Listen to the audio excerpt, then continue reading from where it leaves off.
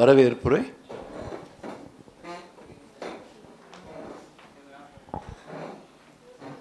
அனைவருக்கும் மாலை வணக்கம். 369வது டயவன்சன் ட்ரஸ்ட் மீட்டிங்கில் சிறப்புரையாற்ற இருக்கும் டாக்டர் ஆசீர்வாதம் சார் அவர்களையும் டாக்டர் லீனா பால் மேம் அவர்களையும் வருக வருக என வரவேற்கிறேன். மற்றும் டயவன்சன் ட்ரஸ்ட் மெம்பர், ஹாஸ்பிட்டல் ஸ்டாஃப், இப்கா டீம் அனைவரையும் வருக வருக என வரவேற்கிறேன்.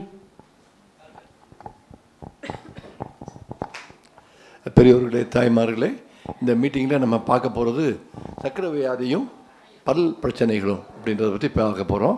இதுக்கு என்னோடய செகண்ட் டாட்டர் வந்து இங்கே மதுரையில் அல்ட்ரா காலேஜில் பிஎஸ்சி பிடிஎஸ் முடிச்சுட்டு, அப்புறம் மெட்ராஸில் தாய் மூகாம்பிகைன்னு ஒரு காலேஜில் எம்டிஎஸ் முடிச்சுட்டு, இந்த இம்ப்ளான்டாலஜி அப்படிங்கிற ஒரு தனி நிறைய கோர்ஸ் பண்ணி, இந்த அந்த காலத்தில் பல் விழுந்தா தான் அதோட சரி. இப்போ தான் எல்லாத்துக்கும் பல் விழுந்தாட்டாலும் நல்லா ஸ்கூல் பண்ணி அழகாக்கிடுறாங்க பல்ல. அந்த மாதிரி உள்ள இம்ப்ளான்டாலஜிலையும் ஸ்பெஷலைஸ் பண்ணி நிறைய கான்ஃபரன்சஸ்லாம் மெட்ராஸ்லேயே அவள் இருந்து மெட்ராஸில் ஒரு இன்டர்நேஷ்னல் கான்ஃபரன்ஸ் கொண்டு ஆர்கனைஸ் பண்ணி அவள் இப்போது எனக்கு உதவி செய்கிறதுக்காக இங்கே வந்திருக்கிறா. அவள் அவங்களுக்கு இதை பற்றி பேசுவாள். இந்த மெசேஜ் வந்து டயபெட்டிக் பேஷண்ட்ஸுக்கு என்ன பிரச்சனைன்னு பார்த்தீங்கன்னா, சர்க்கரை வந்து கொஞ்சம் அதிகமாக இருக்குது ரத்தத்தில். இந்த ரத்தத்தில் அதிகமாக இருக்கும்போது அது வந்து இன்ஃபெக்ஷனை வான்னு கூப்பிட்டுருது. எங்கே போனாலும் இன்ஃபெக்ஷன், பல் இன்ஃபெக்ஷன், கண் இன்ஃபெக்ஷன், காது இன்ஃபெக்ஷன், கால் இன்ஃபெக்ஷன், உடல் இன்ஃபெக்ஷன். ஸோ இது மாதிரி எல்லா இடத்துலையும் இன்ஃபெக்ஷன் வந்து ரொம்ப அதிகமாகிடுது. இந்த இன்ஃபெக்ஷன் அதிகமாகும்போது வெள்ளை அணுக்கள் வந்து என்ன பண்ணணும், அந்த இன்ஃபெக்ஷனை விரட்டி அடிக்கணும். அந்த வெள்ளை அணுக்களுக்கு போதிய அளவுக்கு இன்சுலின் இல்லாதனால அது வேலை செய்ய மாட்டேங்குது. ஸோ அது வேலை செய்யலைன்னா அந்த இன்ஃபெக்ஷன் இன்னும் கொஞ்சம் பரவுது. இந்த இன்ஃபெக்ஷன் பரவ இன்சுலின் எதிர்ப்பு ஹார்மோன் அதிகமாகுது. அந்த எதிர்ப்பு ஹார்மோன் அதிகமாக சர்க்கரை இன்னும் கொஞ்சம் கூடுது. ஸோ இது என்ன பண்ணுதுன்னு கேட்டிங்கன்னா, ஒரு பக்கத்தில் ஆரம்பித்து திருப்பி விஷஸ் சைக்கிள்னு சொல்லுவாங்க. சர்க்கரை வியாதி இன்ஃபெக்ஷனை கூட்டுது, இன்ஃபெக்ஷன் சர்க்கரை வியாதியை கூட்டுது. இப்படி ஒன்று கெடுத்துக்கிட்டே இருக்குது. உன்னை நம்பி நான் கெடுத்தேன், என்னை நம்பி நீ கெட்ட மாதிரி இது இந்த ரெண்டும் சேர்ந்து நிறைய விஷயங்களை பாதிச்சிது. அது எப்படி இருக்குது, என்னன்றதை எப்படி செய்யுது, என்ன செய்யலாம் அப்படின்றத பற்றி இன்றைக்கி பார்க்க போகிறோம். Leena, over to Leena. Good evening. நான் டாக்டர் லீனா.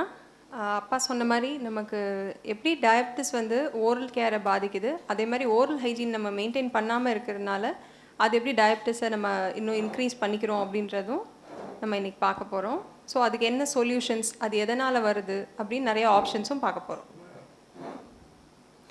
ஸோ ஃபஸ்ட் ஒரு பேசிக் இன்ட்ரடக்ஷன், அதுக்கப்புறம் ஓரல் ஹெல்த் எப்படி ஓவரால் ஹெல்த், அதாவது சிஸ்டமிக்காக பல்லு வந்து எவ்வளோ இம்பார்ட்டண்ட். ஒரு பல்லை நம்ம கிளினிக்கில் நம்ம ரெகுலராக ஒரு 3 to 6 months நம்ம டென்டிஸ்ட்டை போய் செக் பண்ணுறனால எவ்வளோ தூரம் அதோட எஃபெக்ட் இருக்குன்றதை நம்ம பார்க்க போகிறோம். ஸோ இது டயபெட்டிஸ் மட்டும் இல்லை, ஹைப்பர் டென்ஷன், இன்னொன்று ப்ரெக்னென்சி அப்போயும் கூட நம்ம ஓரல் ஹைஜீன் மெயின்டைன் பண்ணுறது ரொம்ப இம்பார்ட்டன்ட். ஸோ இந்த மாதிரி நிறையா ஸ்டடீஸ் நமக்கு ப்ரூவ் பண்ணியிருக்கு oral hygiene is overall hygiene. So அதை பற்றி கொஞ்சம் பார்ப்போம். அப்புறம் ஸ்வீட் டூத், அதாவது டயபெட்டிஸை ரொம்ப ஸ்பெசிஃபிக்காக இதில் கான்சென்ட்ரேட் பண்ணி, டயபெட்டிஸ் இருந்துச்சுன்னா நமக்கு ஒரு ஓரல் கேவிட்டி எப்படி லுக் பண்ணும், ஸோ என்னென்ன மேனிஃபெஸ்டேஷன்ஸ், அதாவது அறிகுறிகள் நமக்கு வாயில் தென்படும், எல்லாமே நம்ம பார்க்க போகிறோம். ஸோ எப்படி ஒரு டயபெட்டிக் பேஷண்ட்டுக்கு நம்ம டீத் எக்ஸாமினேஷன் பண்ண போகிறோம், என்னென்ன சிம்டம்ஸ் இருக்கும், அந்த ஒவ்வொரு சிம்டம்ஸும் எதனால் வருது, அந்த சிம்டம்ஸை தவிர்க்கிறதுக்கு நம்ம என்ன செய்ய போகிறோம், இல்லை அப்படியே அந்த சிம்டம்ஸ் வந்துட்டாலும் அதுக்கு நம்ம என்ன சொல்யூஷன் கொடுக்க போகிறோன்றதை பார்க்க போகிறோம். ஸோ கடைசியாக action plan and conclusion. So பேசிக்காக நம்ம ஓரல் கேவிட்டியை அண்டர்ஸ்டாண்ட் பண்ணணும்னா நம்ம பார்ட்ஸ் ஆஃப் அ டூத் கண்டிப்பாக தெரிஞ்சிருக்கணும். ஸோ அந்த மேலே உள்ள அந்த ஃபஸ்ட்டு லேயரு எனாமல்னு சொல்கிறோம், அந்த சென்டரில் இருக்கிறத டென்டின்னு சொல்கிறோம். ஸோ நமக்கு வந்து இப்போ சில நேரம் வந்து நிறைய பேஷண்ட்ஸ் கேட்பாங்க, எனக்கு பல் எல்லோ கலராக இருக்குன்னு. ஸோ அப்படின்னா அவங்களுக்கு ஒரு நாளடைவில் என்ன ஆகுது, நமக்கு மேலே உள்ள அந்த எனாமல் நல்லா தேய்மானம் ஆயிடுது. அது தேய்மானம் ஆக ஆக நமக்கு அந்த எல்லோ கலராக இருக்க டென்டின் வெளிப்படுது. ஸோ இதனால தான் அந்த எல்லோயிஷ் கலர். சென்சிட்டிவிட்டி எங்கேருந்து ஆரம்பிக்குதுன்னா, அந்த டென்டினில் நிறைய டியூபியூல்ஸ்ன்னு சொல்லுவோம், குட்டி குட்டி டியூபாக இருக்கும். அந்த டியூப் எல்லாமே ஏருக்கு எக்ஸ்போஸ் ஆயிடுச்சுன்னா நமக்கு சென்சிட்டிவிட்டி வருது. ஸோ இந்த தேய்மானம் வந்து நமக்கு ப்ரக்சிசம் சொல்லுவோம். அந்த ஹேபிட் வந்து எதர் நம்ம தூங்கும் போது இந்த பல்லை கடிக்கிறதோ, இல்லைன்னா நமக்கு ஒரு கோவத்தில் அப்படி பல்லை கடிச்சிட்டு பேசுகிறது, இல்லை சிலருக்கு அந்த ஹேபிட் இருக்கும், இந்த மாதிரி கிரைண்டிங் ஹேபிட். ஸோ இந்த மாதிரி இருக்கும் போது நமக்கு அந்த மேலே உள்ள எனாமல்ன்ற லேயர் தேஞ்சு நமக்கு அந்த டென்ட்ன்ற லேயர் வந்து எக்ஸ்போஸ் ஆகுது. ஸோ அதை தாண்டி அந்த பிங்க் கலரில் இருக்கிறது தான் நம்மளோட கம்ஸ். ஸோ இதோட கேர் வந்து ரொம்ப ரொம்ப இம்பார்ட்டண்ட். ஸோ நம்மளோட மேக்ஸிமம் எந்த ஒரு சிஸ்டமிக் கண்டிஷன்னாலும் அதோட மேனிஃபெஸ்டேஷனோ அறிகுறியோ கண்டிப்பாக கம்ஸில் நம்மளால் பார்க்க முடியும். ஸோ ஒரு டூத்தை வந்து சப்போர்ட் பண்ணுறது மேஜராக 3 விஷயம். ஒன்று வந்து உள்ளே இருக்க பல்ப். இந்த பல்ப் வழியாக தான் நமக்கு வந்து மெயினாக ரத்த ஓட்டம், ரத்த நாளங்கள் நம்ம பல்லை வந்து ஆரோக்கியமாக வாழ வைக்குது. ஸோ அது அந்த பல் வந்து இருக்கிற இடம் வந்து நம்ம எலும்பு. இந்த எலும்பு தேய்மானம் வந்து ஒரு முக்கியமான டயபெட்டிக் காம்ப்ளிகேஷன். நமக்கு டயபெட்டிஸ் அன்கண்ட்ரோல்டாக இருக்குது அப்படின்னா நமக்கு இந்த எலும்பு தேய்மானம் ரொம்ப சீக்கிரமாகவும் ரொம்ப விகரஸாகவும் இருக்குன்றத நிறைய ஸ்டடீஸ் ப்ரூவ் பண்ணியிருக்காங்க. ஸோ நான் சொன்ன மாதிரி ஓரல் ஹெல்த், ஓவரால் ஹெல்த் எப்படின்னா நமக்கு பேசிக்காக எந்த ஒரு ஓரல் கேவிட்டிலையும் நார்மலாக பிங்க் கலரில் தான் நம்ம கம்ஸ் இருக்கணும். அது எப்போ ரெட் கலராக அது சேஞ்ச் ஆகுதோ அதுவே ஒரு ஏர்லி சிம்டம். அந்த ஏர்லியாக உள்ள அறிகுறி அப்போவே நம்ம ஒரு டென்டிஸ்ட்டை பார்த்துட்டோம் அப்படின்னா நமக்கு நிறைய விஷயங்கள் வந்து ரிவர்சபிளாக இருக்கும். அதை நம்மளால் எப்போ உடனே அணுகாமல் அது ஒரு காம்ப்ளிகேட்டடாக நமக்கு ஒரு பெயின் வரும்போது தான் போய் நம்ம டாக்டரை பார்க்கணுன்ற கான்செப்ட் இருக்கும்போது நமக்கு அது ரொம்ப இர்ரிவர்சபிள் ஸ்டேஜ், திருப்பி நம்ம நார்மல் கொண்டே வர முடியாத ஸ்டேஜ் அளவுக்கு வந்துடுது. ஸோ ஃபஸ்ட்டு இனிஷியலாக அந்த ரெட்டிஷ் கம்ஸ் வரும்போது இல்லை நம்ம காலில் ப்ரஷ் பண்ணும் போது ரத்த கசிவு இருக்குது அப்படின்னும் போது இதெல்லாம் வந்து ஏர்லி சிம்டம்ஸ்ன்னு சொல்லுவோம். ஸோ இந்த ஏர்லி சிம்டம்ஸ்க்கு அப்புறம் வருது தான் நமக்கு பேட் பிரெத், அதாவது வாய் துர்நாற்றம்னு சொல்கிறது வந்து இந்த ரத்த கசிவு ஆரம்பிக்கும் போது தான் நமக்கு வாய் துர்நாற்றம் வருது, பல் சொத்த வருது, ஈரில் பிரச்சனைகள் வருது. ஸோ இது எல்லாமே கண்டிப்பாக நம்ம ஓரல் கேவிட்டி ஹெல்த்தியாக இல்லை அப்படின்றதோட மெயின் அறிகுறி. ஸோ அதே மாதிரி ப்ரஷிங் வந்து எவ்வளோ இம்பார்ட்டன்ட்னா நம்ம 2 வேளை ப்ரஷ் பண்ணணும்னு நமக்கு நல்லா தெரியும். அந்த 2 வேளை பண்ணுற ப்ரஷிங்கை நம்ம காம்ப்ரமைஸ்டாக இல்லாமல் கரெக்டான டெக்னிக்கில் கரெக்டான டியூரேஷனில் நம்மளால் ப்ரஷ் பண்ணும்போது எந்த விதமான பாக்டீரியாவோ இல்லை அழுக்கு படிஞ்சதையோ நம்மளால் டெஃபினட்டாக க்ளீன் பண்ண முடியும். இந்த எஃபெக்டிவ் க்ளீனிங் தான் basic process, basic step for best oral hygiene. நம்ம ஓரல் ஹைஜீனை மெயின்டைன் பண்ணுறோம் அப்படின்றதோட ஃபஸ்ட்டு ஸ்டெப்பே நல்ல 2 times ப்ரஷ் பண்ணுறது, நல்ல கரெக்டான டெக்னிக்லேயும் கரெக்டான டியூரேஷன்லேயும் பண்ணுறது தான் நமக்கு வந்து பேசிக் அறிகுறி. ஸோ அடுத்தது இது நான் சொன்ன மாதிரி நிறையா கம் டிசீசஸ் வந்து it is related to diabetes, அதே மாதிரி ஹார்ட் டிசீஸ், ஸ்ட்ரோக், அதே மாதிரி நிறைய புவர் ப்ரெக்னன்சிஸ் அவுட்கம்ஸும் இருக்குன்றது சொல்கிறாங்க. அதாவது பேபி வந்து லெஸ்ஸர் வெயிட்டில் பிறக்கிறதா இருக்கட்டும், ஏர்லியாகவே பெயின்ஸ் வர இன்டியூஸ் பண்ணுறதா இருக்கட்டும், லேபர், இது எல்லாத்துக்கும் பெரிடான்டைட்டிஸ் அதாவது ஈரில் வீக்கம், ரத்தம் கசிகிறது, இந்த பர்டிகுலர் டிஃபெக்ட் வந்து ஒரு பார்ட் ப்ளே பண்ணுது அப்படின்றத ப்ரூவ் பண்ணியிருக்காங்க. அதே மாதிரி நம்மளோட ரத்த நாளங்கள் வந்து நம்மளோட ஓவரால் சிஸ்டமிக் ஹெல்த்துக்கு கனெக்டடாக இருக்குது, சர்க்குலேஷனில் இருக்குது. ஸோ நம்ம வாயில் ஒரு இன்ஃபெக்ஷன் இருக்கும்போது அந்த இன்ஃபெக்ஷன் நம்ம ரத்த குழாய்கள் வெளியாக போய் நம்ம அது ஹார்ட்டையும் பாதிக்குது, அதே மாதிரி நிறைய உறுப்புகளையும் மேஜர் உறுப்புகளையும் பாதிக்கின்றதுக்கு நிறைய ஸ்டடீஸ் இருக்குது. ஸோ இப்போ எதெல்லாம் வச்சு நம்ம கம் டிசீஸும் டயபெட்டிஸும் கனெக்டட் அப்படின்னு நம்ம சொல்கிறோம். ஸோ இதை 4 விதமாக பார்க்கலாம்.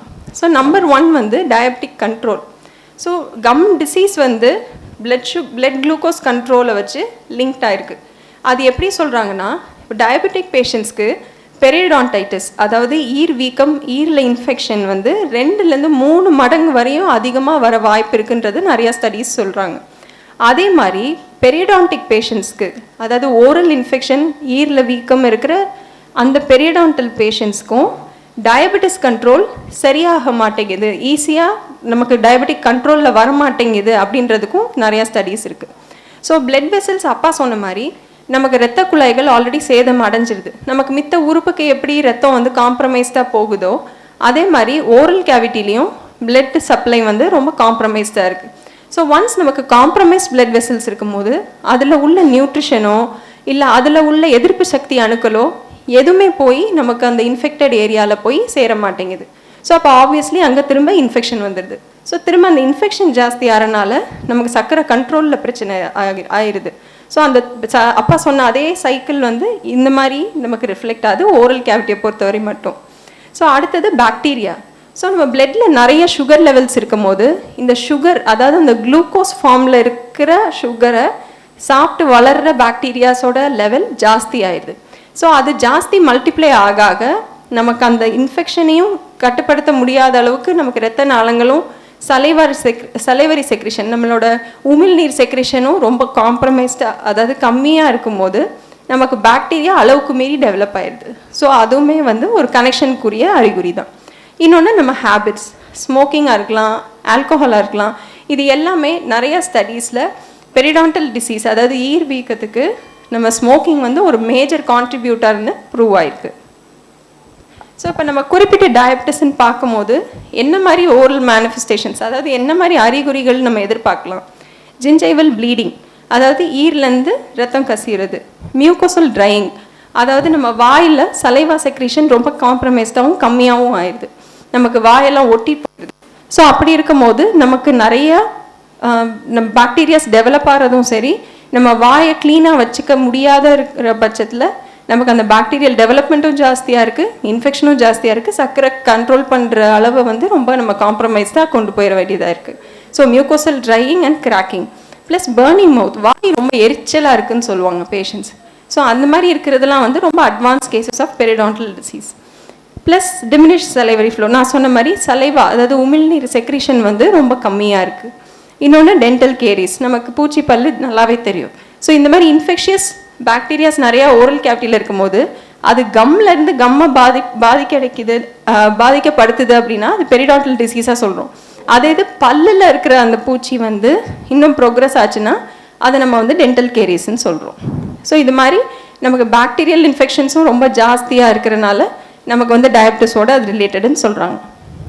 ஸோ இதோட இன்ஃப்ளூயன்ஸ் வந்து எப்படி ஓரல் ஹைஜீன் பூரா மெயின்டைன் பண்ணுறனால வருது அப்படின்னு பார்த்தோம்னா, நமக்கு எல்லா ஜிஞ்சைவா, நமக்கு நார்மலாக உள்ள ஜிஞ்சைவாவாக இல்லாமல், ஜிஞ்சைவா கம்ஸ், ஸோ அந்த கம்ஸ் நார்மல் சைஸில் இல்லாமல் நான் எப்படி ரெட்டிஷாக மாறும்னு சொல்கிறேனோ அது மாதிரி வீங்கிரும். கம்ஸ் வந்து ரொம்ப வீங்கி நம்ம பல்லோட அளவு ரொம்ப சின்னதாக தெரியும். இன்னொன்று அந்த வீக்கம் வந்து நம்ம நிறைய டேப்லெட் சாப்பிட்றனாலையும் வரும். மெஜாரிட்டி இந்த மாதிரி பெரிடான்டல் டிசீஸ் இருக்குது, சர்க்கரை கண்ட்ரோல் சரியாக இல்லாத பேஷண்ட்ஸுக்கு நல்லாவே அது ஈர் வீங்கி இருக்கும். ஸோ இந்த மாதிரி நிறையா ஆப்சஸ், இன்னும் நிறைய முக்கியமாக வந்து நிறைய பேஷண்ட்ஸ் சொல்கிறது வந்து மல்டிபிள் அல்சர்ஸ்ன்னு சொல்லுவாங்க வாயில், அதாவது அடிக்கடி அந்த சலங்கோத்த புண்ணு வந்து ரொம்ப அடிக்கடி வருது.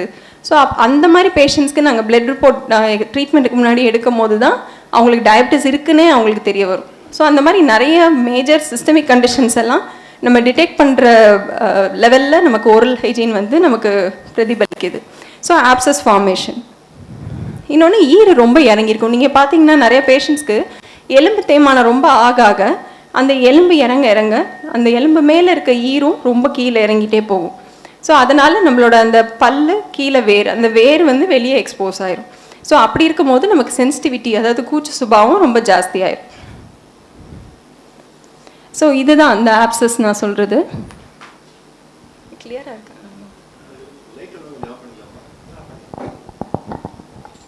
ஸோ இதில் இந்த ஃபஸ்ட் பிக்சர், பிக்சரில் பார்த்தீங்கன்னா அங்கே அவ்வளோ கம்ஸ் வீங்கி இருக்குது, ரெட்டிஷாக இருக்குது, நமக்கு நிறைய வீக்கம் இருக்குது.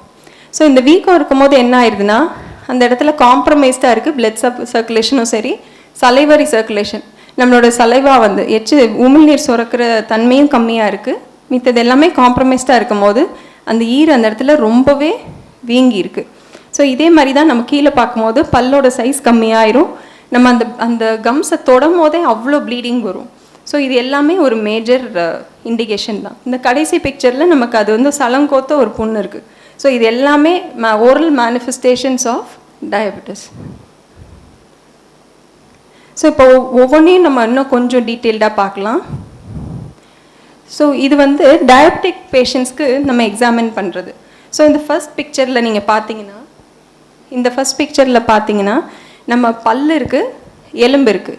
இந்த பல்லுக்கும் எலும்புக்கும் நடுவில் ரொம்ப கேப்பே இல்லை, அந்த எலும்புக்கும் பல்லுக்கும் நடுவில் கேப் எதுவுமே இல்லை. இது வந்து நல்ல ஹெல்த்தி கம்ஸ். அந்த கம் கலரும் பார்த்தீங்கன்னா நார்மல் பிங்க் கலரில் இருக்குது.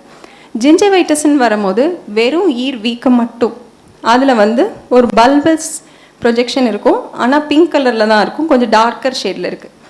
ஏர்லி பெரிடான்டைட்டிஸ், அந்த மூணாவது பிக்சர் பார்த்தீங்கன்னா நமக்கு பல்லுலேயும் டேமேஜ் ஆரம்பிச்சிருச்சு, ஈர் வீக்கமும் ஜாஸ்தியாக இருக்குது, எலும்பு தேய்மானமும் ஜாஸ்தியாக ஆரம்பிச்சிருக்கு.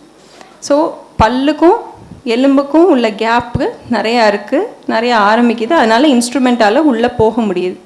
மாட்ரேட்லேயும் அட்வான்ஸ்லேயும் பார்த்தீங்கன்னா பல் இன்னுமே ரொம்ப டேமேஜ் ஆகிருக்கு, எலும்பு சுத்தமாக இல்லை, ஆல்மோஸ்ட் ரொம்பவே நல்லா தேய்மானம் ஆயிருக்கு. இன்னொன்று இன்ஸ்ட்ருமெண்ட் ஃபுல்லாகவே உள்ளே போயிடுச்சு. ஸோ இதெல்லாம் வந்து அட்வான்ஸ் கேசஸ். இது எதுவுமே நம்ம ரிவர்சிபிள் கிடையாது. நம்மளால் ஜிஞ்சைவைட்டிஸ் அந்த செகண்ட் பிக்சரும் தேர்ட் பிக்சர் கண்டிஷனில் இருந்தால் மட்டும்தான் நம்மளால் ரிவர்சிபிளாக நார்மலாக ஹெல்த்தி கம்ஸ்க்கு நம்ம சேஞ்ச் பண்ண முடியும், ரிவர்ஸ் பண்ணி கொண்டு போக முடியும். மாட்ரேட்டாவோ அட்வான்ஸ்டோ ஸ்டேஜஸில் இருக்கும்போது நம்மளால் அதை ரிவர்ஸ் பண்ணவே முடியாது. ஆனால் இந்த மாதிரி வரும்போது எப்படி நமக்கு பாதத்தில் புண்ணு வரும்போது அந்த வலி தெரியாமல் இருக்குது, அதே மாதிரி தான் நம்ம வாயில் வந்து இவ்வளோ தூரம் டேமேஜ் ஆகியுமே பேஷண்ட்ஸால் ரெக்கக்னைஸ் பண்ண முடியாது. தனக்கு பெயின் இருக்குது, ரத்தம் கசியுது, ஈர் வீக்கமாக இருக்குது அப்படின்னு நார்மல் செக்கப்னு சொல்லி வரும்போது இவ்வளோ விஷயங்கள் நம்மளால் டிடெக்ட் பண்ண முடியும். ஸோ இது நான் சொன்னதோட பெட்டர் பிக்சர் தான் ஹெல்த்தி கம்ஸ். ஜிஞ்சைவைட்டிஸ்னால் வெறும் ஈர் மட்டும்தான் வீங்கியிருக்கும் அந்த நம்பர் 2 பிக்சரில். நம்பர் 3ல் நமக்கு எலும்பு தேய்மானம் ஆரம்பிக்குது, ப்ளஸ் பாக்கெட்னா ஒன்றும் இல்லை, எலும்புக்கும் பல்லுக்கும் நடுவில் உள்ள கேப், அந்த கம்ஸுக்கும் பல்லுக்கும் உள்ள கேப். ஸோ அட்வான்ஸில் ஃபுல்லாக எலும்பு தேய்மானம் ஆரம்பிச்சிருச்சு, ஈர் வீக்கமும் ஜாஸ்தியாக இருக்குது. ஸோ இந்த மாதிரி நிறைய பேஷண்ட்ஸ் நாங்கள் பார்த்துருக்கோம். ஸோ என்ன ஆகும்னா இந்த அளவு அவங்களுக்கு டேமேஜ் வந்ததுக்கப்புறம் அந்த போன் தேய்மானத்தை வந்து நம்மளால் ஸ்டாப் தான் பண்ண முடியுமே, மேற்கொண்டு போகாமல் நம்மளால் ஸ்டாப் தான் பண்ண முடியும், ரிவர்ஸ் பண்ணுறது ரொம்ப டிஃபிகல்ட். ஸோ டூத் மொபிலிட்டின்றது ரொம்ப ரொம்ப காமனான ஃபீச்சர். டூத் மொபிலிட்டி பெரும்பாலும் எப்படி இருக்கும்னா பல்லு லைட்டாக ஆடுற மாதிரி தான் இருக்கும். ஆனால் நம்ம எக்ஸ்ரேல பார்க்கும்போது அந்த பல்லு வந்து எலும்புக்குள்ளே இருக்காது. அப்படின்னா என்ன அறிகுறினா நம்ம பல்லோட அழுக்கு படிகிறது தான் அந்த பல்லை ஆக்சுவலாக எலும்புல பிடிச்சிட்ருக்கும். ஸோ நம்ம அதை க்ளீன் பண்ண ஆரம்பிக்கும் போதே அந்த பல் அப்படியே கையோடு வந்துடும். ஸோ இதெல்லாம் வந்து நமக்கு நார்மலாக பல் ஆடாத மாதிரி ஒரு ஃபீலிங் இருக்கும். பட் எக்ஸ்ரேல பார்க்கும்போது தான் நமக்கு எந்த அளவு தேய்மானம் இருக்குது அப்படின்றது நமக்கு தெரியும். ஸோ இது வேரில் உள்ள கேரிஸு. இது நான் சொன்ன மாதிரி அந்த பல்லு கீழே உள்ள ஈர் ஜிஞ்சைவல் ரிசெஷன் போட்டிருக்குது, ஈர் நல்லா கீழே இறங்கியிருக்கு. 2 பற்களுக்கு நடுவில் கேப்பு, இதுவும் ரொம்ப காமனாக பேஷண்ட் கம்ப்ளைண்ட் தான் சொல்லுவாங்க. நல்லா தான் இருந்தேன், ஒரு ஃபியூ மந்த்ஸாக தான் நான் வந்து என் 2 பல்லுக்கு நடுவில் இந்த கேப் நான் நோட்டீஸ் பண்ணுறேன் அப்படின்றது ரொம்ப காமனான கம்ப்ளைண்ட். ஸோ இந்த மாதிரி பல்லு கேப் ஆரம்பிச்சிருச்சுனாலே கொஞ்சம் அந்த அட்வான்ஸ்ட் பெரியடான்டைட்டிஸ் ஸ்டேஜுக்கு போயிட்டுருக்காங்க பேஷண்ட்டுன்னு அர்த்தம். ஸோ ப்ளீடிங் கம்ஸ், அதே மாதிரி பிளாக் அக்யூமுலேஷன்னா நம்ம பல்லில் உள்ள அழுக்கு படினது. நம்ம இப்போ நைட் தூங்கிட்டு காலைல எழுந்து பார்க்கும்போது வெள்ளை கலரில் திட்டாக இருக்கும், அது வந்து அழுக்கு படிகிறது கிடையாது, அது நம்ம சாப்பாடோட டெபாசிட். நம்ம அதை ரெகுலராக க்ளீன் பண்ணிகிட்டே வந்தால் அந்த பிளாக் டெபாசிஷன் வந்து கால்குலஸ்ன்னு சொல்லுவோம், அதாவது கால்சிஃபைடாக உப்பு படிகிற மாதிரி ஹார்டாக ஆகிறது தவிர்க்க முடியும். நம்ம ரெகுலராக அதை க்ளீன் பண்ணாமல் இருந்தோம் அப்படின்னா அந்த நம்ம சலைவால் உள்ள கால்சியம் அந்த மாதிரி நிறைய மினரல்ஸோடு சேர்ந்து அது நல்லா ஹார்டன் ஆயிரும்.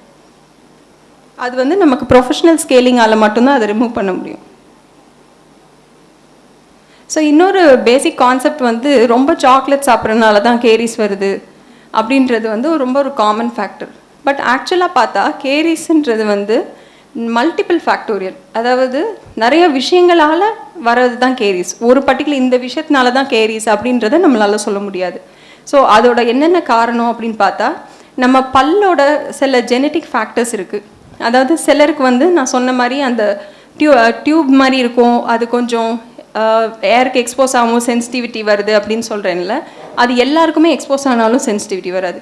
ஸோ அது ஒவ்வொருத்தரோட ஜெனட்டிக்காக இருக்கலாம், ஒவ்வொருத்தரோட டூத்தோட ஃபார்மாக இருக்கலாம், அந்த டூத் எப்படி மேக் ஆகிருக்குன்றதை பொறுத்து இருக்கலாம். ஸோ அதனால் அந்த டூத்தோட ஸ்ட்ரக்சரை பொறுத்தும் இருக்கலாம், பாக்டீரியானால இருக்கலாம், அப்புறம் நம்ம கன்சியூம் பண்ணுற சுகர்னால இருக்கலாம். இது மூணுமே ஒரு பர்டிகுலர் பீரியட் ஆஃப் டைம் தொடர்ந்து டிஃபெக்டிவாகவே இருந்தால் மட்டும்தான் நமக்கு கேரிஸ் வரும். வெறும் நம்ம சாக்லேட் சாப்பிட்றனாலையோ ஃபுட்டு டிஃப்ரெண்ட்டாக சாப்பிட்றனாலையோ மட்டும் கேரிஸ் வராது. ஸோ இது எல்லாமே ரெகுலர் பேசிஸில் நம்ம சரியாக ஓரல் ஹைஜீன் மெயின்டைன் பண்ணாமல், டயபெட்டிஸை மெயின்டைன் பண்ணாமல், சுகர்ஸும் ஜாஸ்தி சாப்பிட்டுட்டு அப்படி காம்ப்ரமைஸ்டாக ஒரு லைஃப் ஸ்டைல் லீட் பண்ணிகிட்டு இருக்கும் போது தான் நமக்கு கேரிஸ் வரும். ஸோ இது நான் சொன்ன ஆப்சஸ் ஃபார்மேஷன்னா சலம் கோக்குறது. இது வந்து நமக்கு எய்தர் நமக்கு பூச்சி பல்லுனால கீழே போய் இன்ஃபெக்ஷன் ஜாஸ்தியாகி நமக்கு அந்த 3வது பிக்சரில் இருக்க மாதிரி கீழே கட்டியாக மாறலாம். அப்படி இல்லைன்னா ஈர்லேயே ரத்த ஓட்டம் காம்ப்ரமைஸ்டாக இருக்கும் போது அது இன்ஃபெக்ஷன் ஆகி நம்ம ஈர்லேயே நமக்கு நிறைய பேருக்கு தெரியும், அல்சர் மாதிரி இருக்கும், ஒரு வெள்ளை கலரில் இருக்கும். நமக்கு சம்டைம்ஸ் கொஞ்சம் ஸ்ட்ரெஸ்ஃபுல் சுச்சுவேஷன்ஸில் வரும், ஆனால் ரிப்பீட்டடாக மல்டிப்புளாக நமக்கு வந்துக்கிட்டே இருக்குது அப்படின்னா நமக்கு ரொம்ப அன்கண்ட்ரோல் டயபெட்டிஸ் பேஷண்ட்ஸாக இருக்காங்கன்றதை நம்மளால் புரிஞ்சுக்க முடியும். ஹாலடோசிஸ்னால் வாய் துர்நாற்றம். ஸோ அது வரதுக்குரிய மெயின் ரீசன் வந்து ஓரல் ஹைஜீன் மெயின்டெனன்ஸ். ரெண்டாவது நம்ம சலைவாவோட விஸ்காசிட்டி, நம்ம சலைவா எவ்வளோ திக்காக இருக்குன்றதை பொறுத்தும் இருக்குது. ஏன்னா நமக்கு ஆல்ரெடி நமக்கு டயபெட்டிஸ் இருக்கும்போது நமக்கு சலைவரி ஃப்ளோ வந்து ரொம்ப காம்ப்ரமைஸ்டாக இருக்கும், ரொம்ப அளவு கம்மியாக தான் சுரக்கும், நம்மளால் அது ஃபுல்லாக போய் க்ளீன் பண்ண முடியாது.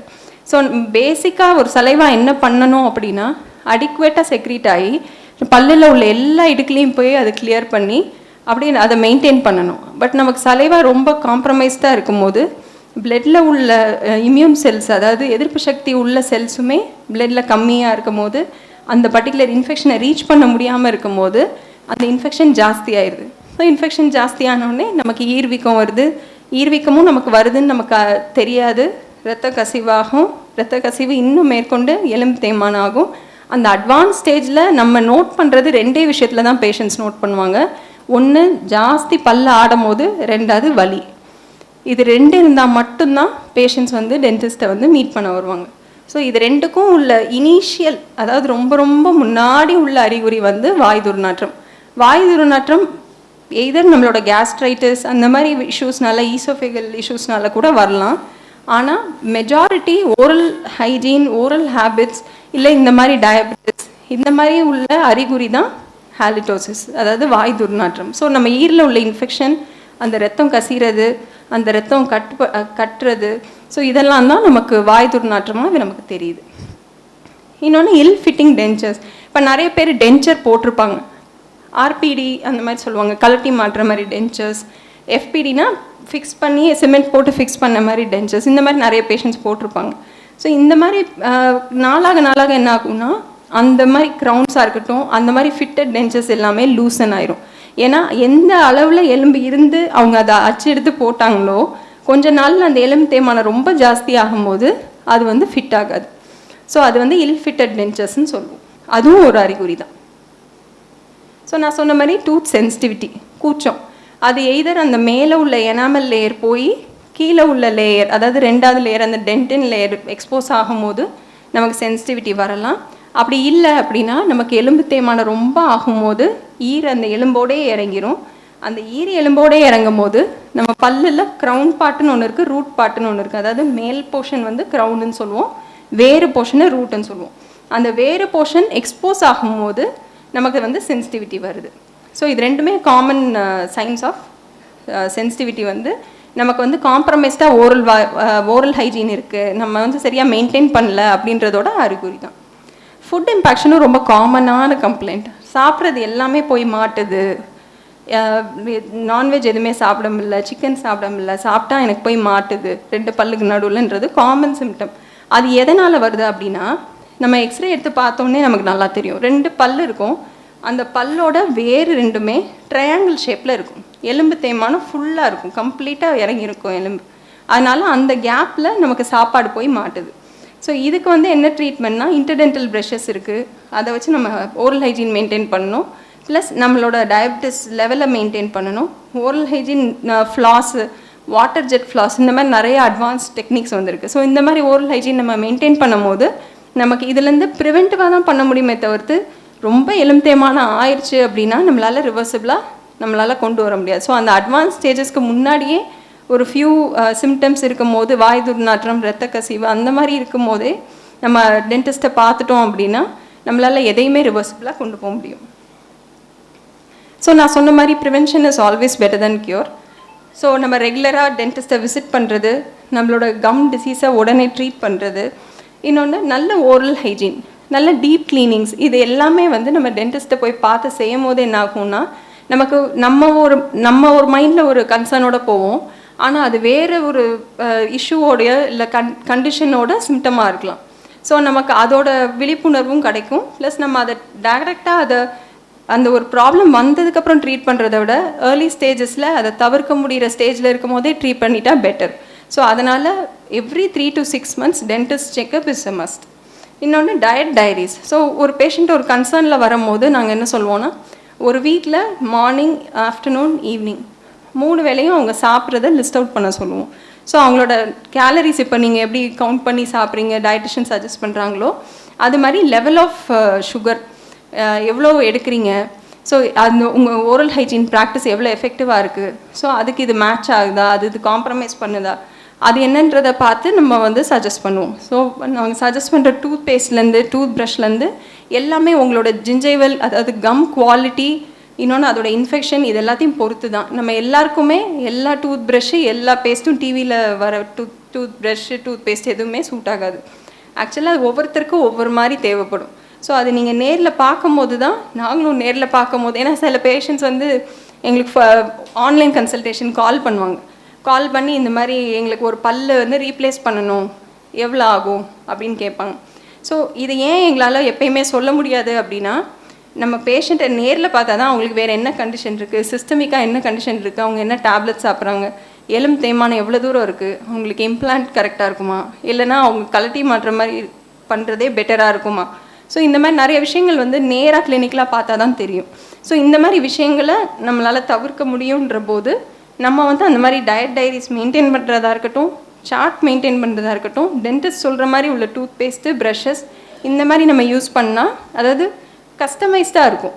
சில பிரிசில்ஸ்னால் இந்த மாதிரி பிரிசில்ஸ் யூஸ் பண்ணுங்கள், இந்த மாதிரி பேஸ்ட் யூஸ் பண்ணுங்கள், ஃப்ளூரைடு உள்ள டூத் பேஸ்ட் யூஸ் பண்ணுங்கள், அந்த மாதிரி சஜஸ்ட் பண்ணும்போது அது உங்களுக்கு பெனிஃபிஷியலாக இருக்கும். அதுக்காக தான். ப்ளஸ் விட்டமின் டி லெவல்ஸ் வந்து எப்பயுமே இம்ப்ளான்ட் பேஷண்ட்ஸ்க்கு vitamin D, serum calcium levels கண்டிப்பாக செக் பண்ணுவோம். அப்படி இல்லை அப்படின்னா அதோட சப்ளிமெண்ட்ஸ் கண்டிப்பாக உங்களுக்கு கொடுக்கப்படும். ஸோ ஆக்ஷன் பிளான் நான் சொன்ன மாதிரி என்ன தான் நம்ம ப்ரிவென்டிவாக இல்லை, இப்போ நமக்கு ஒரு இஷ்யூ வந்துருச்சு, ஸோ என்ன பண்ணலாம் அப்படின்னா, நம்ம ஃபஸ்ட்டு டயபிட்டிஸை கண்ட்ரோல் பண்ணணும். நம்ம டயபிட்டிஸால் கண்ட்ரோல் பண்ணால் மட்டும்தான் நமக்கு பெரிடான்டல் டிசீஸோட ப்ரொக்ரெஷனை நம்மளால் தவிர்க்க முடியும். அது வேறு அட்வான்ஸ் லெவலுக்கு போகாமல் நம்ம அந்த ஜிஞ்சைவைட்டிஸ் லெவல்லே பெயின் வரும்போதே, அப்படியே அந்த ரத்த கசிய ஆரம்பிக்கும் போதே, வாய் துர்நாற்றம் ஆரம்பிக்கும் போதே வந்துட்டோன்னா நம்மளால் எலும்பு தேய்மானம் ரொம்ப ஜாஸ்தி ஆகிறதுக்கு முன்னாடியே நம்மளால் ப்ரிவெண்ட் பண்ணிட முடியும். ஸோ அதனால தான் டென்டல் விசிட்ஸ் வந்து ரெகுலராக இருக்கணும்.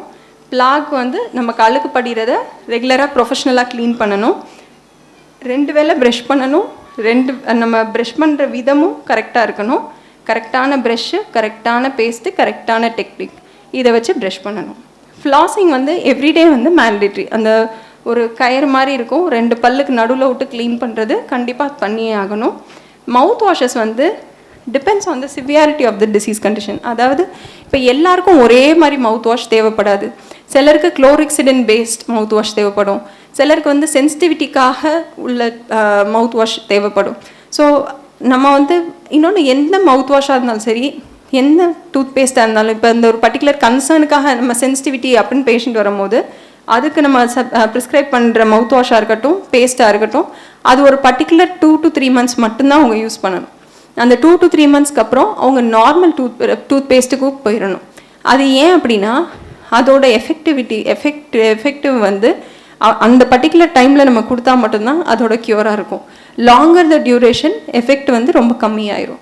ஸோ அதனால் அதை காம்ப்ரமைஸ் பண்ணக்கூடாதுன்னா, அந்த மாதிரி ஒரு பர்டிகுலர் ஸ்பெசிஃபிக் கன்சர்னை நம்ம அட்ரஸ் பண்ணுறோம் அப்படின்னா அதோட டியூரேஷன் நம்ம அந்த பேஷண்ட்க்கு எவ்வளோ நாள் தேவையோ அந்த பர்டிகுலர் டைம் டியூரேஷன் வந்து அதையும் சேர்த்து ப்ரிஸ்கிரைப் பண்ணுறது. ஸோ நம்ம இப்போ ஆர்பிடி அந்த மாதிரி போட்டிருக்கோம் அப்படின்னா அந்த டென்ச்சர்ஸை வந்து கண்டிப்பாக நம்ம வந்து மெயின்டைன் பண்ணணும்.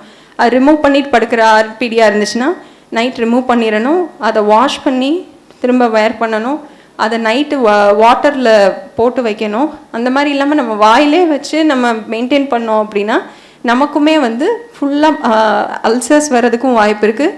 டென்ச்சரும் இல்ஃபிட்டட் டென்ச்சராக கண்டிப்பாக மாறிடும். இன்னொன்று, ஹேபிட்ஸ் எதுவாக இருந்தாலுமே நம்ம வந்து கண்டிப்பாக அதை குவிட் பண்ணி ஆகணும். ஸோ டூத் ப்ரஷஸ்ன்னு பார்த்தா, டூத் பேஸ்ட்டுன்னு பார்த்தா இந்த அளவு ஸ்பெசிஃபிகேஷன் இருக்குது. ஒவ்வொரு பேஷண்ட்டுக்கு எவ்வளோ பண்ணணும், நார்மல் டூத் பேஸ்ட் ஒரு ப்ரஷ்னால் அதுக்கு லென்த் எவ்வளோ இருக்கணும், எவ்வளோ விட்த் இருக்கணும், எவ்வளோ சர்ஃபேஸ் ஏரியா, எவ்வளோ ரோஸ் இருக்கணும், 2 to 4 ரோஸ் தான் இருக்கணும், எவ்வளோ டஃப்ட் இருக்கணும், எவ்வளோ பிரிசில் இருக்கணும். ஸோ இந்த மாதிரி நிறைய ஏடிஏ ஸ்பெசிஃபிகேஷன் இருக்குது. பட் இந்த அளவு நம்ம ரொம்ப ஸ்பெசிஃபிக்காக நம்ம பண்ணாட்டாலும் அட்லீஸ்ட் நம்ம வந்து நார்மலாக அவைலபிளாக இருக்க அந்த சாஃப்ட், மீடியம், ஹார்டுன்ற டூத் ப்ரஷில் எது நம்ம கம்ஸ்க்கும் நம்ம டீத்துக்கும் சூட்டபிளாக இருக்குன்றதை நம்ம டென்டிஸ்ட்டை கேட்டு தெரிஞ்சுக்கிட்டு அதை நம்ம யூஸ் பண்ணால் தான் நமக்கு அது யூஸ்ஃபுல்லாக இருக்கும். ஸோ ப்ரெஷிங் டெக்னிக் பார்த்தீங்கன்னா இது வந்து மோஸ்ட் காமன்லி யூஸ் ப்ரெஷிங் டெக்னிக். நம்ம யூஸ் பண்ணுற மாதிரி இந்த ஹரிசான்டலாக யூஸ் பண்ணுறது நம்ம பண்ணாமல் தவிர்க்கணும். இது ஈருக்கும் பல்லுக்கும் நடுவில் 45 டிகிரி ஆங்கிளில் வச்சு ஒரு வைப்ரேஷன் கொடுத்து கீழே தள்ளிடுறாங்க. இது மேல் பல்லுக்கு. கீழ் பல்லுக்கு வைப்ரேஷன் அப்வர்ட் மோஷன். ஸோ இந்த மாதிரி பண்ணிட்டு வரும்போது ப்ளஸ் நம்ம நாக்கை மிஸ் பண்ணிடுவோம். அதுக்கப்புறம் உள்ள பல்களை மிஸ் பண்ணிடுவோம். உள்ள சைடு, வெளி சைடு மட்டும்தான் நம்ம மேக்ஸிமம் கான்சென்ட்ரேட் பண்ணுவோம். ஸோ நம்ம ப்ரெஷ் பண்ணும் போது எல்லா ஆங்கிள்ஸ் எல்லா சைட்ஸ், நம்ம டங், நம்ம பேலட், மேலே அன்னம், அது எல்லாமே நல்லா க்ளீன் பண்ணணும். இதெல்லாமே நம்ம பண்ணுறது தான் பர்ஃபெக்ட் ஓரல் ஹைஜீன். இந்த பர்ஃபெக்டாக ஓரல் ஹைஜீன் மெயின்டைன் பண்ணால் மட்டும்தான் நமக்கு எந்த விதமான ஒரு மேனிஃபெஸ்டேஷனோ இல்லை அந்த வாய் துர்நாற்றம், இரத்த கசிவு, இது எல்லாத்தையுமே நம்ம தவிர்க்க முடியும். ஸோ இதுதான் ஃப்ளாசிங். அந்த 2 விரலுக்கு நடுவில் அந்த நூல் மாதிரி உள்ளதை ஹோல்ட் பண்ணிவிட்டு அதை வந்து நம்ம 2 பல்லுக்கு நடுவில் இன்பிட்வீன் வச்சு நம்மளால் அதை movement to and fro movement கொடுக்கும் போது நமக்கு நடுவில் இருக்கிறது சில நேரம் ப்ரெஷ்ஷால் உள்ள எஃபெக்டிவாக பண்ண முடியாது. ஸோ அந்த மாதிரி உள்ள இன்டர்டென்டல் ஸ்பேஸுக்காக யூஸ் பண்ணுறது தான் இந்த ஃப்ளாசிங் டெக்னிக். ஸோ மவுத் வாஷஸ் பற்றி நான் ஆல்ரெடி சொல்லிட்டேன். அந்த கன்ஃபைன்டாக உள்ள மவுத் வாஷஸ், குளோரெக்சிடன், வாய் துர்நாற்றத்துக்கு உரியது என்னது, சென்சிட்டிவிட்டிக்காக உரிய மவுத் வாஷ் எது, ஸோ அது நம்ம டென்டிஸ்ட் தான் நம்மளால் ப்ரிஸ்கிரைப் பண்ண முடியும். ஸோ டென்ச்சர் மெயின்டெனன்ஸ் நான் ஆல்ரெடி சொன்ன மாதிரி டென்ச்சர் மெயின்டைன் பண்ணலைன்னா இதெல்லாம் கண்டிப்பாக நடக்கும். அதாவது அந்த டென்ச்சரை வந்து அவங்க ரிமூவே பண்ணாமல் வச்சுருந்தனால அந்த இடத்துல வந்து அவங்களுக்கு வந்து சோர் மவுத்துன்னு சொல்லுவோம்.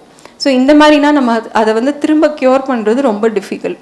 ப்ளஸ் இது வந்து இந்த கேண்டிடியா இன்ஃபெக்ஷன். ஏன்னா டயபிட்டிஸ்ன்ற போது நமக்கு எப்படி ரத்த ஓட்டம் காம்ப்ரமைஸ்டாக இருக்குது, இம்யூனிட்டி காம்ப்ரமைஸ்டாக இருக்குது, நமக்கு ஒரு புண்ணு வந்துச்சுன்னா அது ஹீல் ஆகிறதுக்கே ரொம்ப டிலே ஆகுது.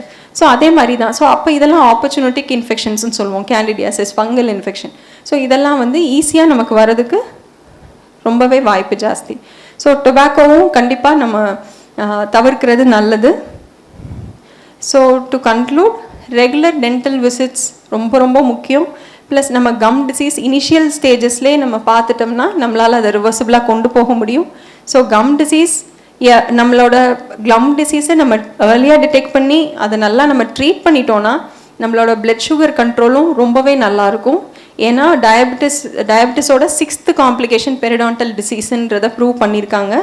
ப்ளஸ் நமக்கு நல்ல குட் ஓரல் ஹைஜீன் ப்ராக்டிஸும் நல்ல ப்ரொஃபஷ்னலான க்ளீனிங், டீப் க்ளீனிங் இதை வந்து பண்ணும்போது HbA1c லெவல்ஸுமே லோவர் ஆகுதுன்றது நிறையா ஸ்டடீஸ் சொல்லுது. So let your smile change the world, but don't let the world change your smile. Thank you.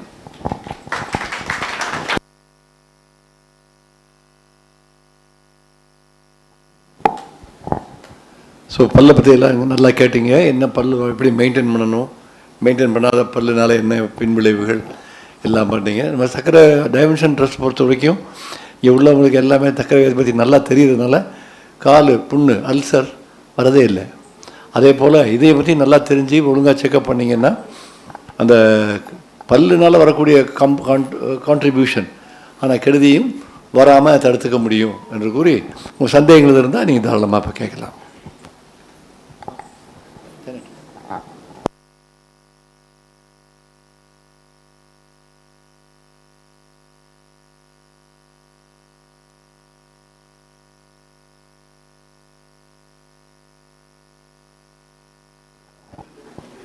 இல்லை அதாவது 360 டிகிரி ப்ரஷ் இருக்குது. ப்ளஸ் நமக்கு வந்து இப்போ அந்த இம்ப்ரெஷன் எடுக்கிறாங்கல்ல, அச்சு எடுக்கிறாங்கல்ல, அந்த மாதிரி ப்ரெஷ்ஷஸும் இருக்குது. அது நம்ம கரெக்டாக எல்லா இடத்துலையுமே பிரிசில்ஸ் இருந்து நம்ம கரெக்டாக வாயில் ப்ளேஸ் பண்ணி க்ளோஸ் பண்ணோன்னே அதுவே ஆட்டோமேட்டிக்காக பண்ணுறது. எலக்ட்ரானிக் ப்ரெஷ்ஷஸ் இருக்குது, சவுண்ட் ப்ரெஷ்ஷஸ், சின்ன பிள்ளைங்களுக்கு லைட்டோட ப்ரெஷ்ஷஸ், இதெல்லாமே வந்து நார்மல் பீப்புளுக்கு கரெக்ட். நம்ம டயபெட்டிக் பேஷண்ட்ஸுன்னு பார்க்கும்போது இது அந்தளவு எஃபெக்டிவாக க்ளீன் பண்ணுமா அப்படின்னா கண்டிப்பாக இல்லை. சம்டைம்ஸ் அந்த ஃபேன்சி ஐட்டம்ஸ் வந்து to attract them to maintain their oral hygiene ஒரு மோட்டிவேட்டிங் ஃபேக்டராக இப்போ சில்ட்ரனுக்கு அந்த மாதிரி வைக்கிறாங்க. இன்னொன்று வந்து டவுன் சிண்ட்ரோம், அந்த மாதிரி இந்த மனநல அவங்களுக்கெல்லாம் ஒரு ஊக்குவிக்கிறதுக்கு தான் அந்த மாதிரி டிஃப்ரெண்ட் ப்ரெஷஸ், நம்ம எலக்ட்ரிக் ப்ரெஷஸாக இருக்கட்டும், சவுண்ட் வர்றது, லைட் வர்றது, நீங்கள் சொல்கிற மாதிரி அந்த 360 ப்ரெஷஸ், இதெல்லாமே வந்து ரொம்ப எஃபெக்டிவ் க்ளீனிங் கிடையாது. பட் அவங்களுக்கு வந்து ரெகுலர் மெயின்டெனன்ஸ்க்காக டயபெட்டிக் பேஷண்ட்ஸ் பொறுத்தவரையும் ப்ரெஷ்ஷிங் வந்து நம்ம நார்மல், அதாவது ரொம்ப அட்வான்ஸ் பெரிடான்டைட்டிஸ் பேஷண்ட்ஸில் சாஃப்ட் ப்ரெஷ் தான் யூஸ் பண்ணணும். மீடியமோ ஹார்டோ யூஸ் பண்ணக்கூடாது. நார்மல் பீப்புளுமே ஹார்ட் ப்ரஷ் யூஸ் பண்ணவே கூடாது.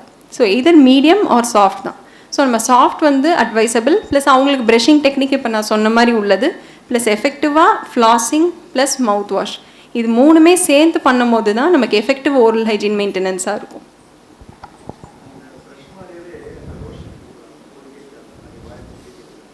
அதான் மவுத் ரின்ஸ் யூஸ் பண்ணலாம். மவுத் ரின்ஸ் தானே சொல்கிறீங்க? அதான் மூணுமே சேர்த்து தான் சொல்கிறேன். இப்போ அதே இது வந்து ஒவ்வொருத்தருக்கும் டிஃபர் ஆகுன்றது தான் சொல்கிறேன். இப்போ ஒரு பேஷண்ட்டுக்கு என்ன தேவையோ இன்னொரு பேஷண்ட்டுக்கு அது தேவையாக இருக்காது. ஃபார் எக்ஸாம்பிள் இப்போ நமக்கு வந்து மவுத் வாஷ் இஸ் இனஃப்.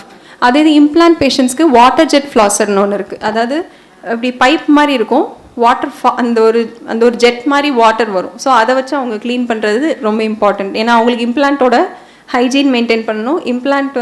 இம்ப்ளான்ட்டை சுற்றி எந்த அழுக்கும் படியாமல் இருக்கிறதுக்கு அவங்க மெயின்டைன் பண்ணணும். ஸோ அந்த மாதிரி ஒவ்வொரு கன்சர்னை பொறுத்து தான். இப்போ நீங்கள் உங்களுக்கு என்னென்னு சஜஸ்ட் பண்ண சொன்னீங்கன்னா கண்டிப்பாக I would require a clinical examination. பார்த்துட்டு உங்களுக்கு என்ன தேவைன்றது தான் நான் கண்டிப்பாக சொல்ல முடியும்.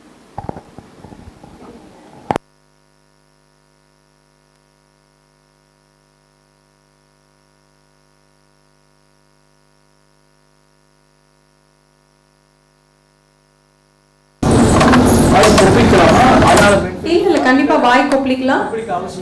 இல்லை கொப்பளிக்கிறது வந்து அவசியம்தான். ஏன்னா உங்களுக்கு வந்து மத்தியானம் மீல்ஸில் மோஸ்ட்லி நீங்கள் கொப்பளிக்கிறது பெனிஃபிஷியலாக இருக்கும். அதாவது மார்னிங் அண்ட் நைட் வந்து நம்ம ப்ரஷிங் பண்ணுறோம், ஃப்ளாசிங் பண்ணுறோம், மவுத் வாஷ் யூஸ் பண்ணுறோம். இது மார்னிங்கும் நைட்டும் உள்ள ருட்டீன். அந்த மத்தியான நேரம் உள்ள ஹெவி மீல்ஸ் சாப்பிடும் போது, அதுவும் இந்த மாதிரி ஃபுட் இம்பாக்ஷன் அந்த மாதிரி கேசஸில் இன்டர்டென்டல் ப்ரஷஸ்ன்னு நாங்கள் ஒன்று சஜஸ்ட் பண்ணுவோம். அதாவது நான் என்ன சொன்னேன்னா, இந்த 2 பல்லுக்கு நடுவில் சாப்பாடு மாட்டுதுன்னு சொல்கிறாங்கல்ல, அந்த மாதிரி பேஷண்ட்ஸ்க்கு இன்டர்டென்டல் ப்ரஷஸ் சொல்லுவோம். அந்த மாதிரி பேஷண்ட்ஸ்க்கு என்ன அவங்க சாப்பிட்டாலுமே அதை வச்சு அவங்க க்ளீன் பண்ணிக்கிறது பெட்டர்.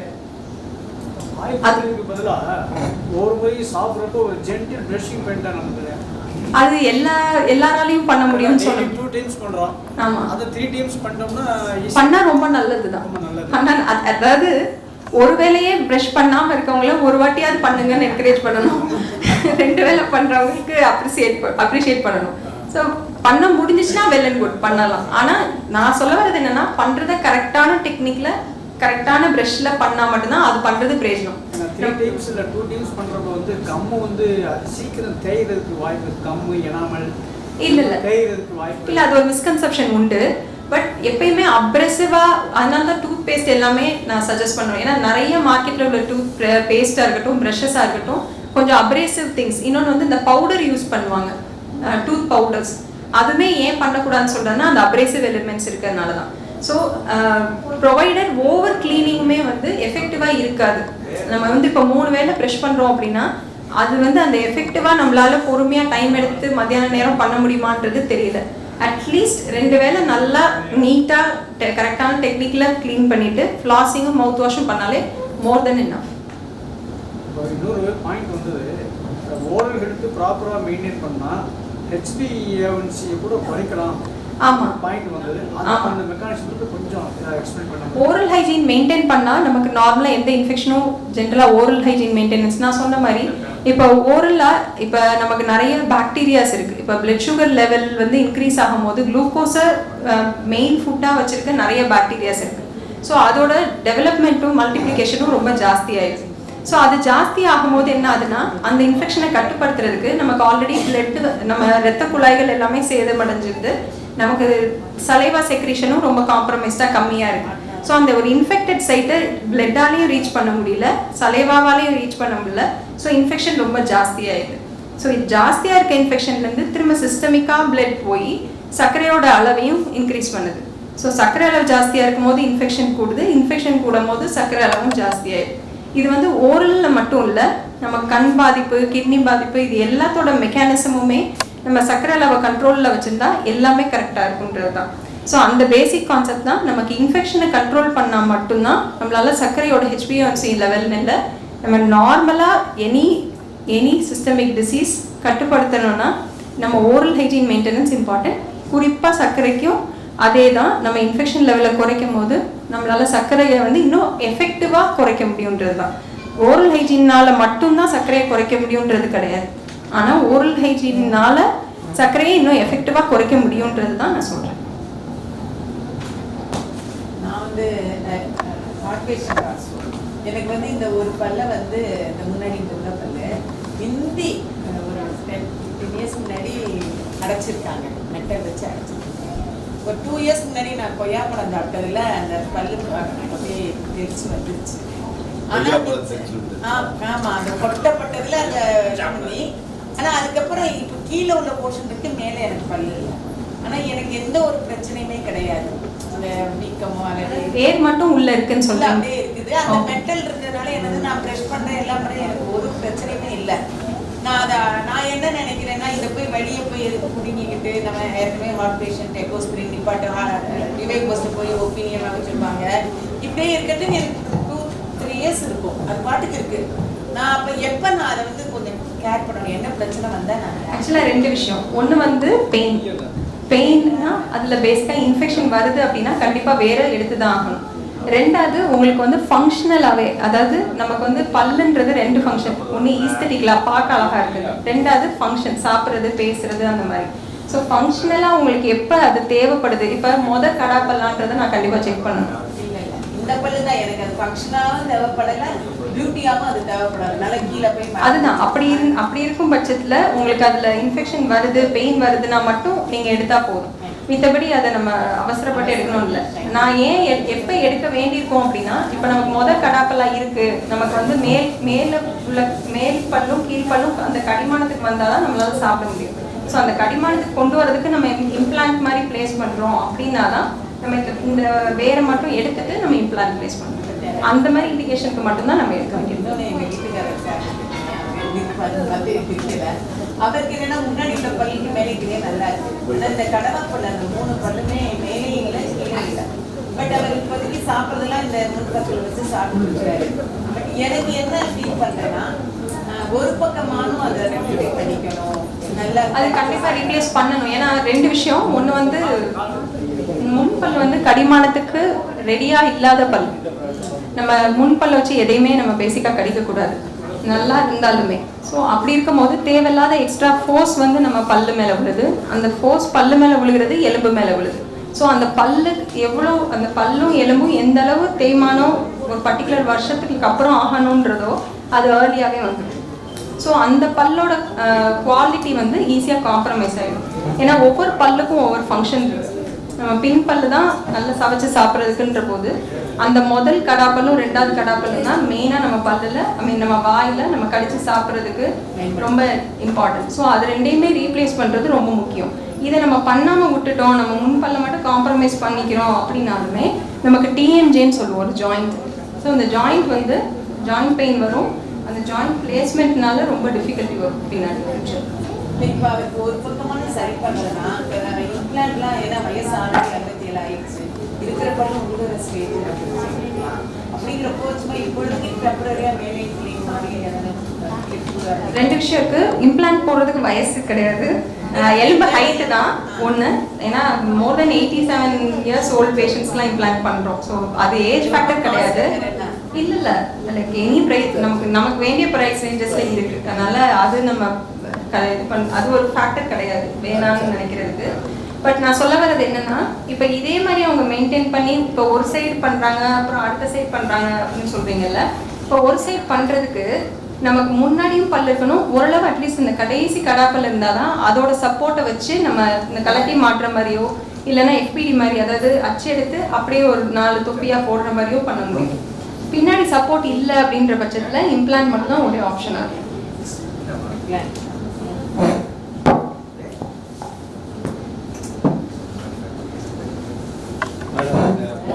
வாய் மாற்றத்துக்கு எத்தனையோ காரணங்கள் இருக்குங்க, இந்த காரணங்கள் இருக்கலாம் அப்படின்ட்டு. இதில் வந்து நம்ம அந்த நாக்கு வச்சு வலிக்கிறாங்க இல்லையா, அதுவும் இல்லை. ஆனால் நாக்கு வச்சு வலிச்சு அந்த நாக்கு வலிக்கிறது, நாக்கு வலிக்கிறது இந்த க்ளீன் பண்ணும்போது இந்த நரம்புகள்லாம் வந்து பாதிக்கப்பட்டு சுவையெல்லாம் போயிடும்.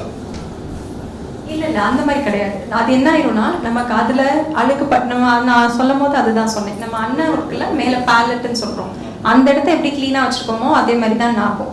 நாக்கில் ஒரு அளவுக்கு மேலே அழுக்கு படிஞ்சு நம்ம அதை க்ளீன் பண்ணாமலே வச்சுருந்தாலுமே வாய் துர்நாற்றம் வரும். 2வது நம்ம டேஸ்ட் பட்ஸ் ஒர்க் பண்ணாமல் போயிடும். எஃபெக்டிவாக ஒர்க் பண்ணாது. ஸோ நம்ம ரெகுலர் பேசிஸில் க்ளீன் பண்ணி வைக்கிறது வந்து ரொம்ப இம்பார்ட்டண்ட். அது க்ளீன் பண்ணுறதுனால அதில் எந்த பாதிப்போ இல்லை டேஸ்ட் பட்ஸில் எது இஷ்யூவோ கண்டிப்பாக வராது.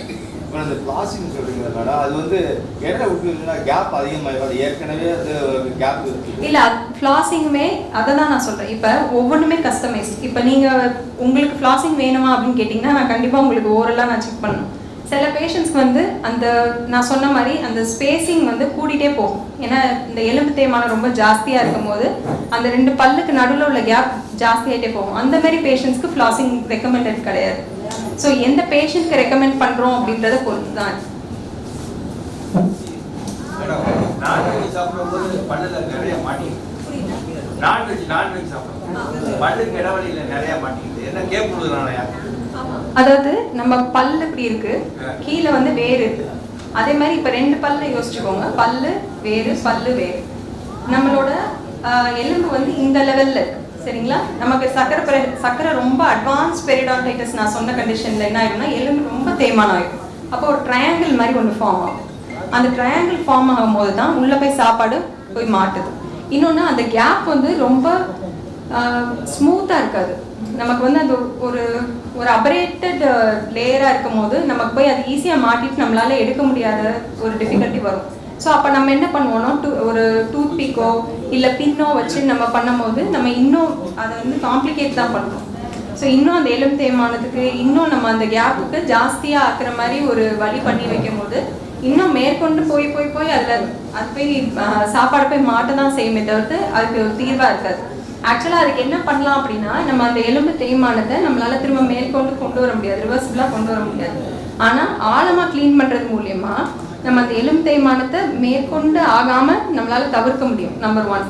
நம்பர் 2 என்ன செய்யலாம்னா இன்டர்டென்டல் ப்ரஷ்ன்னு ஒன்று சஜஸ்ட் பண்ணுவோம். ஸ்ட்ரெயிட்டாக இருக்கும் அந்த ப்ரஷ், நம்ம ஜான்சன்ஸ் பட்ஸ் மாதிரி இருக்கும். அந்த இன்டர்டென்டல் ப்ரஷ்ஷை வச்சு நம்ம எவ்ரி மீலுக்கு அப்புறம் நம்ம க்ளீன் பண்ணிக்கிட்டா நமக்கு அந்த இடத்துல வந்து சாப்பாடு தங்காது. மித்தபடி பின்னோ இல்லை டூத் பிக்கோ யூஸ் பண்ணி அதை நம்ம அக்ரவேட் தான் பண்ணுறோம். நான்வெஜ் பண்ணும்போது வெஜிடேரியன்ல நான்வெஜ்ஜுக்கு தான் வரும்.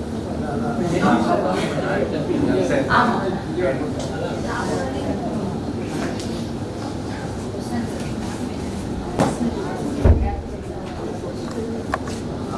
தேங்க்யூடா, நல்லா கிளியராக எக்ஸ்பிளைன் பண்ணி சொன்னேன். எல்லாரும் interaction was very good. So thank you. சொன்னது எவ்வளோ உங்களுக்கு புரிஞ்சிருக்குங்கிறத நம்ம பார்த்துருவோம். அதுக்கு கேள்வி பதில் இருக்குது. இந்த கேள்வி பதில் ஃபில்அப் பண்ணுங்க, ஆன்சரை டிஸ்கஸ் பண்ணிப்போம்.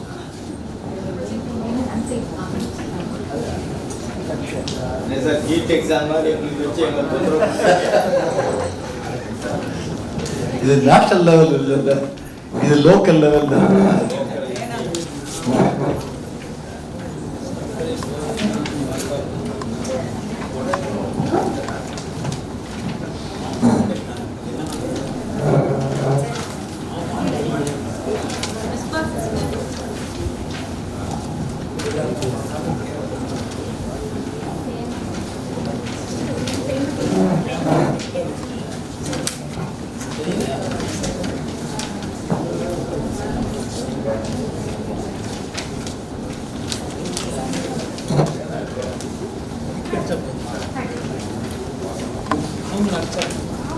எது கரெக்டோ அது பண்ணிடுவா. சரின்னு சொன்னீங்கன்னா ஆம்லெட் டிக் பண்ணுங்க. இல்லை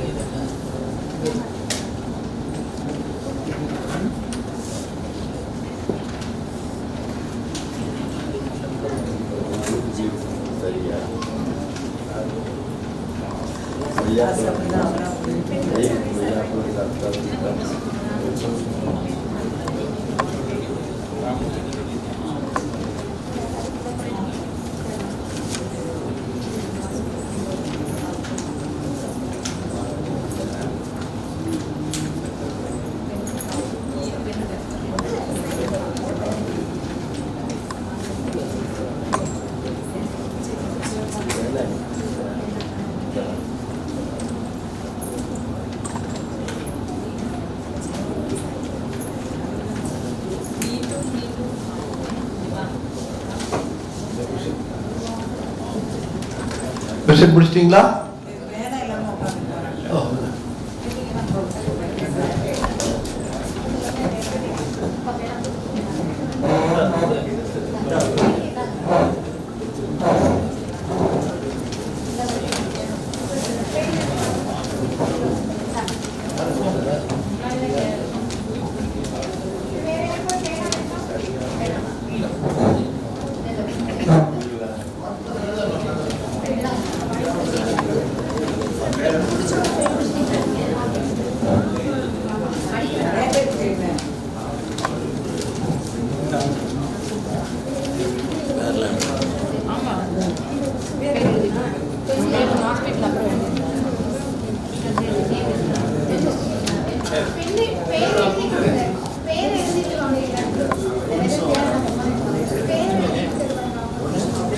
அந்த கம்ஸை தொடும் போதே அவ்வளோ ப்ளீடிங் வரும். ஸோ இது எல்லாமே ஒரு மேஜர் இண்டிகேஷன் தான். இந்த கடைசி பிக்சரில் நமக்கு அது வந்து சலங்கோத்த ஒரு புண்ணு இருக்குது. ஸோ இது எல்லாமே oral manifestations of diabetes. So இப்போ ஒவ்வொன்றையும் நம்ம இன்னும் கொஞ்சம் டீட்டெயில்டாக பார்க்கலாம். ஸோ இது வந்து டயபெட்டிக் பேஷண்ட்ஸ்க்கு நம்ம எக்ஸாமின் பண்ணுறது. ஸோ இந்த ஃபர்ஸ்ட் பிக்சரில் நீங்கள் பார்த்தீங்கன்னா நம்ம பல்லு இருக்குது, எலும்பு இருக்குது. இந்த பல்லுக்கும் எலும்புக்கும் நடுவில் ரொம்ப கேப்பே இல்லை. அந்த எலும்புக்கும் பல்லுக்கும் நடுவில் கேப் எதுவுமே இல்லை. இது வந்து நல்ல ஹெல்த்தி கம்ஸ். அந்த கம் கலரும் பார்த்தீங்கன்னா நார்மல் பிங்க் கலரில் இருக்குது. ஜிஞ்சைவைட்டிஸ்ன்னு வரும்போது வெறும் ஈர் வீக்கம் மட்டும், அதில் வந்து ஒரு பல்பஸ் ப்ரொஜெக்ஷன் இருக்கும், ஆனால் பிங்க் கலரில் தான் இருக்கும், கொஞ்சம் டார்க்கர் ஷேடில் இருக்குது. ஏர்லி பெரிடான்டைட்டிஸ் அந்த மூணாவது பிக்சர் பார்த்தீங்கன்னா நமக்கு பல்லுலேயும் டேமேஜ் ஆரம்பிச்சிருச்சு, ஈர் வீக்கமும் ஜாஸ்தியாக இருக்குது, எலும்பு தேய்மானமும் ஜாஸ்தியாக ஆரம்பிச்சிருக்கு. ஸோ பல்லுக்கும் எலும்புக்கும் உள்ள கேப்பு நிறையா இருக்குது, நிறையா ஆரம்பிக்குது. அதனால் இன்ஸ்ட்ருமெண்ட்டால் உள்ளே போக முடியுது. மாட்ரேட்லேயும் அட்வான்ஸ்லேயும் பார்த்தீங்கன்னா பல் இன்னுமே ரொம்ப டேமேஜ் ஆகிருக்கு, எலும்பு சுத்தமாக இல்லை, ஆல்மோஸ்ட் ரொம்பவே நல்லா தேய்மானம் ஆகிருக்கு. இன்னொன்று இன்ஸ்ட்ருமெண்ட் ஃபுல்லாகவே உள்ளே போயிடுச்சு. ஸோ இதெல்லாம் வந்து அட்வான்ஸ் கேசஸ். இது எதுவுமே நம்ம ரிவர்சிபிள் கிடையாது. நம்மளால் ஜிஞ்சைவைட்டிஸ் அந்த செகண்ட் பிக்சரும் தேர்ட் பிக்சர் கண்டிஷனில் இருந்தால் மட்டும்தான் நம்மளால் ரிவர்சிபிளாக நார்மலாக ஹெல்த்தி கம்ஸ்க்கு நம்ம சேஞ்ச் பண்ண முடியும், ரிவர்ஸ் பண்ணி கொண்டு போக முடியும். மாட்ரேட்டாவோ அட்வான்ஸ்டோ ஸ்டேஜஸில் இருக்கும்போது நம்மளால் அதை ரிவர்ஸ் பண்ணவே முடியாது. ஆனால் இந்த மாதிரி வரும்போது எப்படி நமக்கு பாதத்தில் புண்ணு வரும்போது அந்த வலி தெரியாமல் இருக்குது, அதே மாதிரி தான் நம்ம வாயில் வந்து இவ்வளோ தூரம் டேமேஜ் ஆகியுமே பேஷண்ட்ஸால் ரெக்கக்னைஸ் பண்ண முடியாது. தனக்கு பெயின் இருக்குது, ரத்தம் கசியுது, ஈர் வீக்கமாக இருக்குது அப்படின்னு நார்மல் செக்கப்னு சொல்லி வரும்போது இவ்வளோ விஷயங்கள் நம்மளால் டிடெக்ட் பண்ண முடியும். ஸோ இது நான் சொன்னதோட பெட்டர் பிக்சர் தான் ஹெல்த்தி கம்ஸ். ஜிஞ்சைவைட்டிஸ்னால் வெறும் ஈர் மட்டும்தான் வீங்கியிருக்கும் அந்த நம்பர் 2 பிக்சரில். நம்பர் 3ல் நமக்கு எலும்பு தேய்மானம் ஆரம்பிக்குது, ப்ளஸ் பாக்கெட்னா ஒன்றும் இல்லை, எலும்புக்கும் பல்லுக்கும் நடுவில் உள்ள கேப், அந்த கம்ஸுக்கும் பல்லுக்கும் உள்ள கேப். ஸோ அட்வான்ஸில் ஃபுல்லாக எலும்பு தேய்மானம் ஆரம்பிச்சிருச்சு, ஈர் வீக்கமும் ஜாஸ்தியாக இருக்குது. ஸோ இந்த மாதிரி நிறைய பேஷண்ட்ஸ் நாங்கள் பார்த்துருக்கோம். ஸோ என்ன ஆகும்னா இந்த அளவு அவங்களுக்கு டேமேஜ் வந்ததுக்கப்புறம் அந்த போன் தேய்மானத்தை வந்து நம்மளால் ஸ்டாப் தான் பண்ண முடியுமே, மேற்கொண்டு போகாமல் நம்மளால் ஸ்டாப் தான் பண்ண முடியும், ரிவர்ஸ் பண்ணுறது ரொம்ப டிஃபிகல்ட். ஸோ டூத் மொபிலிட்டின்றது ரொம்ப ரொம்ப காமனான ஃபீச்சர். டூத் மொபிலிட்டி பெரும்பாலும் எப்படி இருக்கும்னா பல்லு லைட்டாக ஆடுற மாதிரி தான் இருக்கும். ஆனால் நம்ம எக்ஸ்ரேல பார்க்கும் போது அந்த பல்லு வந்து எலும்புக்குள்ளே இருக்காது. அப்படின்னா என்ன அறிகுறினா நம்ம பல்லோட அழுக்கு படிகிறது தான் அந்த பல்லை ஆக்சுவலாக எலும்புல பிடிச்சிட்ருக்கும். ஸோ நம்ம அதை க்ளீன் பண்ண ஆரம்பிக்கும் போதே அந்த பல் அப்படியே கையோடு வந்துடும். ஸோ இதெல்லாம் வந்து நமக்கு நார்மலாக பல் ஆடாத மாதிரி ஒரு ஃபீலிங் இருக்கும். பட் எக்ஸ்ரேல பார்க்கும் போது தான் நமக்கு எந்த அளவு தேய்மானம் இருக்குது அப்படின்றது நமக்கு தெரியும். ஸோ இது வேரில் உள்ள கேரிஸு. இது நான் சொன்ன மாதிரி அந்த பல்லு கீழே உள்ள ஈறு ஜிஞ்சைவல் ரிசெஷன் போட்டிருக்குது. ஈர் நல்லா கீழே இறங்கியிருக்கு. 2 பற்களுக்கு நடுவில் கேப்பு. இதுவும் ரொம்ப காமனாக பேஷண்ட் கம்ப்ளைண்ட் தான் சொல்லுவாங்க. நல்லா தான் இருந்தேன், ஒரு ஃபியூ மந்த்ஸாக தான் நான் வந்து என் 2 பல்லுக்கு நடுவில் இந்த கேப் நான் நோட்டீஸ் பண்ணுறேன் அப்படின்றது ரொம்ப காமனான கம்ப்ளைண்ட். ஸோ இந்த மாதிரி பல்லு கேப் ஆரம்பிச்சிருச்சுனாலே கொஞ்சம் அந்த அட்வான்ஸ்ட் பெரியடான்டைட்டிஸ் ஸ்டேஜுக்கு போயிட்டுருக்காங்க பேஷண்ட்டுன்னு அர்த்தம். So bleeding gums. அதே மாதிரி பிளாக் அக்யூமுலேஷன்னா நம்ம பல்லில் உள்ள அழுக்கு படிந்தது. நம்ம இப்போ நைட் தூங்கிட்டு காலைல லஞ்ச் பார்க்கும்போது வெள்ளை கலரில் திட்டாக இருக்கும். அது வந்து அழுக்கு படிகிறது கிடையாது, அது நம்ம சாப்பாடோட டெபாசிட். நம்ம அதை ரெகுலராக க்ளீன் பண்ணிகிட்டே வந்தால் அந்த பிளாக் டெபாசிஷன் வந்து கால்குலஸ்ன்னு சொல்லுவோம். அதாவது கால்சிஃபைடாக உப்பு படிகிற மாதிரி ஹார்டாக ஆகிறது தவிர்க்க முடியும். நம்ம ரெகுலராக அதை க்ளீன் பண்ணாமல் இருந்தோம் அப்படின்னா அந்த நம்ம சலைவால் உள்ள கால்சியம் அந்த மாதிரி நிறைய மினரல்ஸோடு சேர்ந்து அது நல்லா ஹார்டன் ஆயிரும். அது வந்து நமக்கு ப்ரொஃபஷ்னல் ஸ்கேலிங்கால் மட்டும்தான் அதை ரிமூவ் பண்ண முடியும். ஸோ இன்னொரு பேசிக் கான்செப்ட் வந்து ரொம்ப சாக்லேட் சாப்பிட்றதுனால தான் கேரிஸ் வருது அப்படின்றது வந்து ஒரு காமன் ஃபேக்டர். பட் ஆக்சுவலாக பார்த்தா கேரிஸ்ன்றது வந்து மல்டிபிள் ஃபேக்டோரியல், அதாவது நிறைய விஷயங்களால் வர்றது தான் கேரிஸ். ஒரு பர்டிகுலர் இந்த விஷயத்தினால தான் கேரிஸ் அப்படின்றத நம்மளால் சொல்ல முடியாது. ஸோ அதோட என்னென்ன காரணம் அப்படின்னு பார்த்தா நம்ம பல்லோட சில ஜெனட்டிக் ஃபேக்டர்ஸ் இருக்குது. அதாவது சிலருக்கு வந்து நான் சொன்ன மாதிரி அந்த டியூப் மாதிரி இருக்கும், அது கொஞ்சம் ஏருக்கு எக்ஸ்போஸ் ஆகும் சென்சிட்டிவிட்டி வருது அப்படின்னு சொல்கிறேன்ல, அது எல்லாருக்குமே எக்ஸ்போஸ் ஆனாலும் சென்சிட்டிவிட்டி வராது. ஸோ அது ஒவ்வொருத்தரோட ஜெனட்டிக்காக இருக்கலாம், ஒவ்வொருத்தரோட டூத்தோட ஃபார்மாக இருக்கலாம், அந்த டூத் எப்படி மேக் ஆகிருக்குன்றதை பொறுத்து இருக்கலாம். ஸோ அதனால் அந்த டூத்தோட ஸ்ட்ரக்சரை பொறுத்தும் இருக்கலாம், பாக்டீரியானால் இருக்கலாம், அப்புறம் நம்ம கன்சியூம் பண்ணுற சுகர்னால் இருக்கலாம். இது மூணுமே ஒரு பர்டிகுலர் பீரியட் ஆஃப் டைம் தொடர்ந்து டிஃபெக்டிவாகவே இருந்தால் மட்டும்தான் நமக்கு கேரிஸ் வரும். வெறும் நம்ம சாக்லேட் சாப்பிட்றனாலையோ ஃபுட்டு டிஃப்ரெண்ட்டாக சாப்பிட்றனாலையோ மட்டும் கேரிஸ் வராது. ஸோ இது எல்லாமே ரெகுலர் பேசிஸில் நம்ம சரியாக ஓரல் ஹைஜீன் மெயின்டைன் பண்ணாமல், டயபெட்டிஸை மெயின்டைன் பண்ணாமல், சுகர்ஸும் ஜாஸ்தி சாப்பிட்டுட்டு அப்படி காம்ப்ரமைஸ்டாக ஒரு லைஃப் ஸ்டைல் லீட் பண்ணிகிட்டு இருக்கும் போது தான் நமக்கு கேரிஸ் வரும். ஸோ இது நான் சொன்ன ஆப்சஸ் ஃபார்மேஷன்னா சலம் கோக்குறது. இது வந்து நமக்கு எய்தர் நமக்கு பூச்சி பல்லுனால கீழே போய் இன்ஃபெக்ஷன் ஜாஸ்தியாகி நமக்கு அந்த 3வது பிக்சரில் இருக்க மாதிரி கீழே கட்டியாக மாறலாம். அப்படி இல்லைன்னா ஈர்லேயே ரத்த ஓட்டம் காம்ப்ரமைஸ்டாக இருக்கும் போது அது இன்ஃபெக்ஷன் ஆகி நம்ம ஈர்லேயே நமக்கு நிறைய பேர் தெரியும், அல்சர் மாதிரி இருக்கும், ஒரு வெள்ளை கலரில் இருக்கும். நமக்கு சம்டைம்ஸ் கொஞ்சம் ஸ்ட்ரெஸ்ஃபுல் சுச்சுவேஷன்ஸில் வரும். ஆனால் ரிப்பீட்டடாக மல்டிப்புளாக நமக்கு வந்துக்கிட்டே இருக்குது அப்படின்னா நமக்கு ரொம்ப அன்கண்ட்ரோல் டயபெட்டிஸ் பேஷண்ட்ஸாக இருக்காங்கன்றதை நம்மளால் புரிஞ்சுக்க முடியும். ஹாலட்டோசிஸ்னால் வாய் துர்நாற்றம். ஸோ அது வரதுக்குரிய மெயின் ரீசன் வந்து ஓரல் ஹைஜீன் மெயின்டெனன்ஸ்.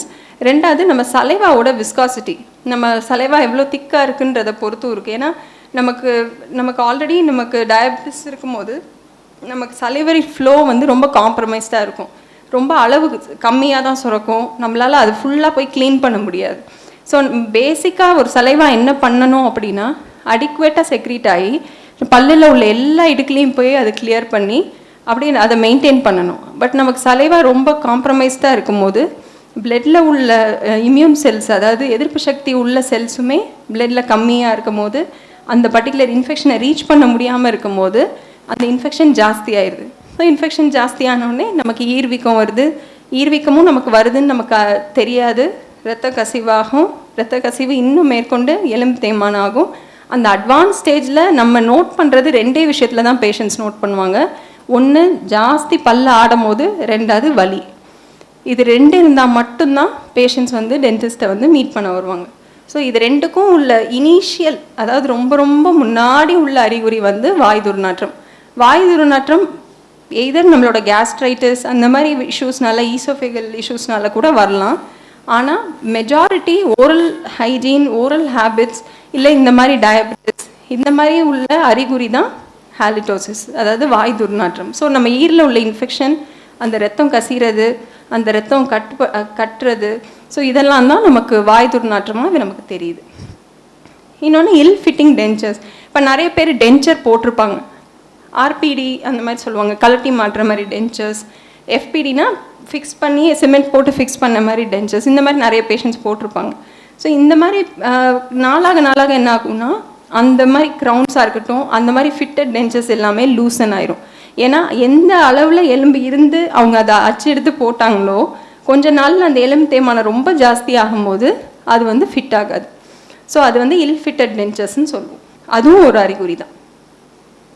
ஸோ நான் சொன்ன மாதிரி டூத் சென்சிட்டிவிட்டி, கூச்சம், அது எய்தர் அந்த மேலே உள்ள எனாமல் லேயர் போய் கீழே உள்ள லேயர், அதாவது 2வது லேயர் அந்த டென்டின் லேயர் எக்ஸ்போஸ் ஆகும்போது நமக்கு சென்சிட்டிவிட்டி வரலாம்.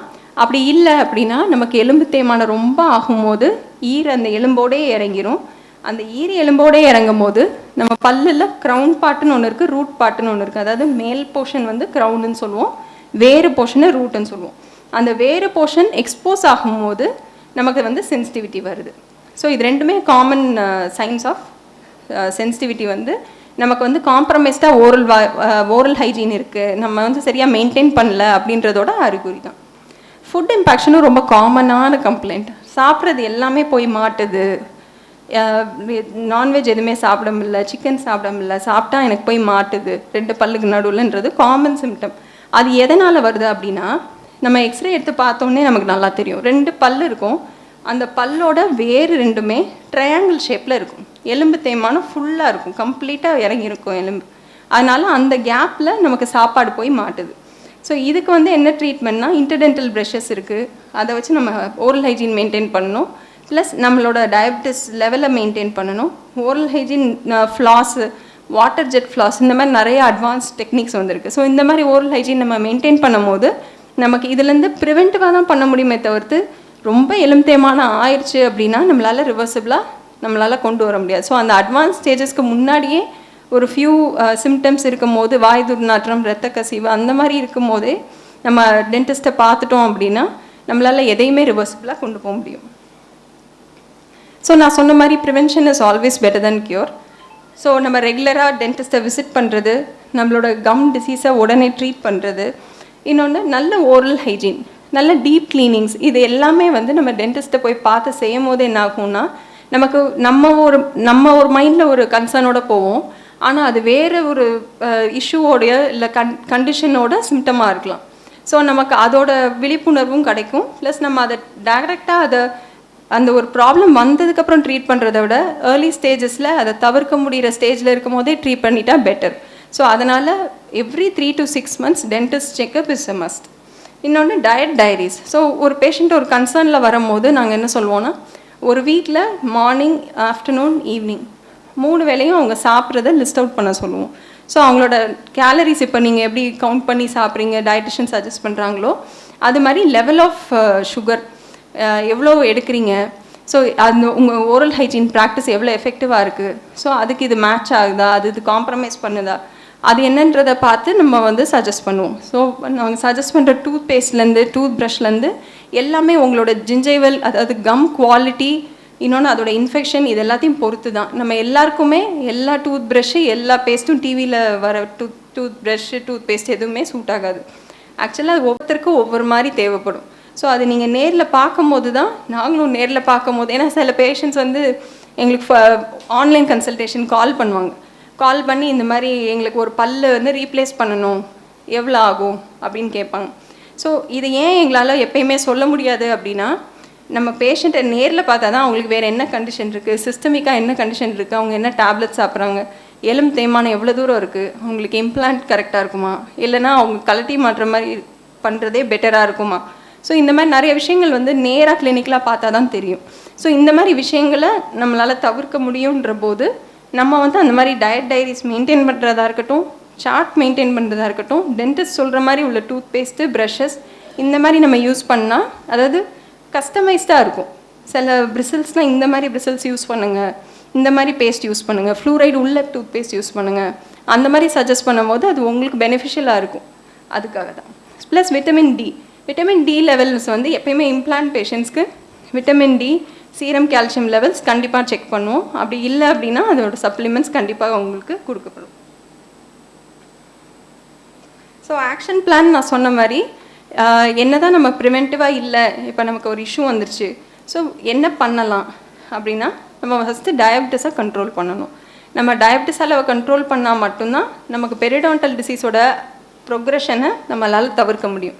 அது வேறு அட்வான்ஸ் லெவலுக்கு போகாமல் நம்ம அந்த ஜிஞ்சைவைட்டிஸ் லெவல்லே பெயின் வரும்போதே அப்படியே அந்த ரத்த கசி ஆரம்பிக்கும் போதே வாய் துர்நாற்றம் ஆரம்பிக்கும் போதே வந்துட்டோன்னா நம்மளால் எலும்பு தேய்மானம் ரொம்ப ஜாஸ்தி ஆகிறதுக்கு முன்னாடியே நம்மளால் ப்ரிவெண்ட் பண்ணிட முடியும். ஸோ அதனால தான் டென்டல் விசிட்ஸ் வந்து ரெகுலராக இருக்கணும். பிளாக் வந்து நமக்கு அழுக்கு படிகிறத ரெகுலராக ப்ரொஃபஷ்னலாக க்ளீன் பண்ணணும். 2 வேளை ப்ரஷ் பண்ணணும். நம்ம ப்ரஷ் பண்ணுற விதமும் கரெக்டாக இருக்கணும். கரெக்டான ப்ரெஷ்ஷு, கரெக்டான பேஸ்ட்டு, கரெக்டான டெக்னிக், இதை வச்சு ப்ரஷ் பண்ணணும்.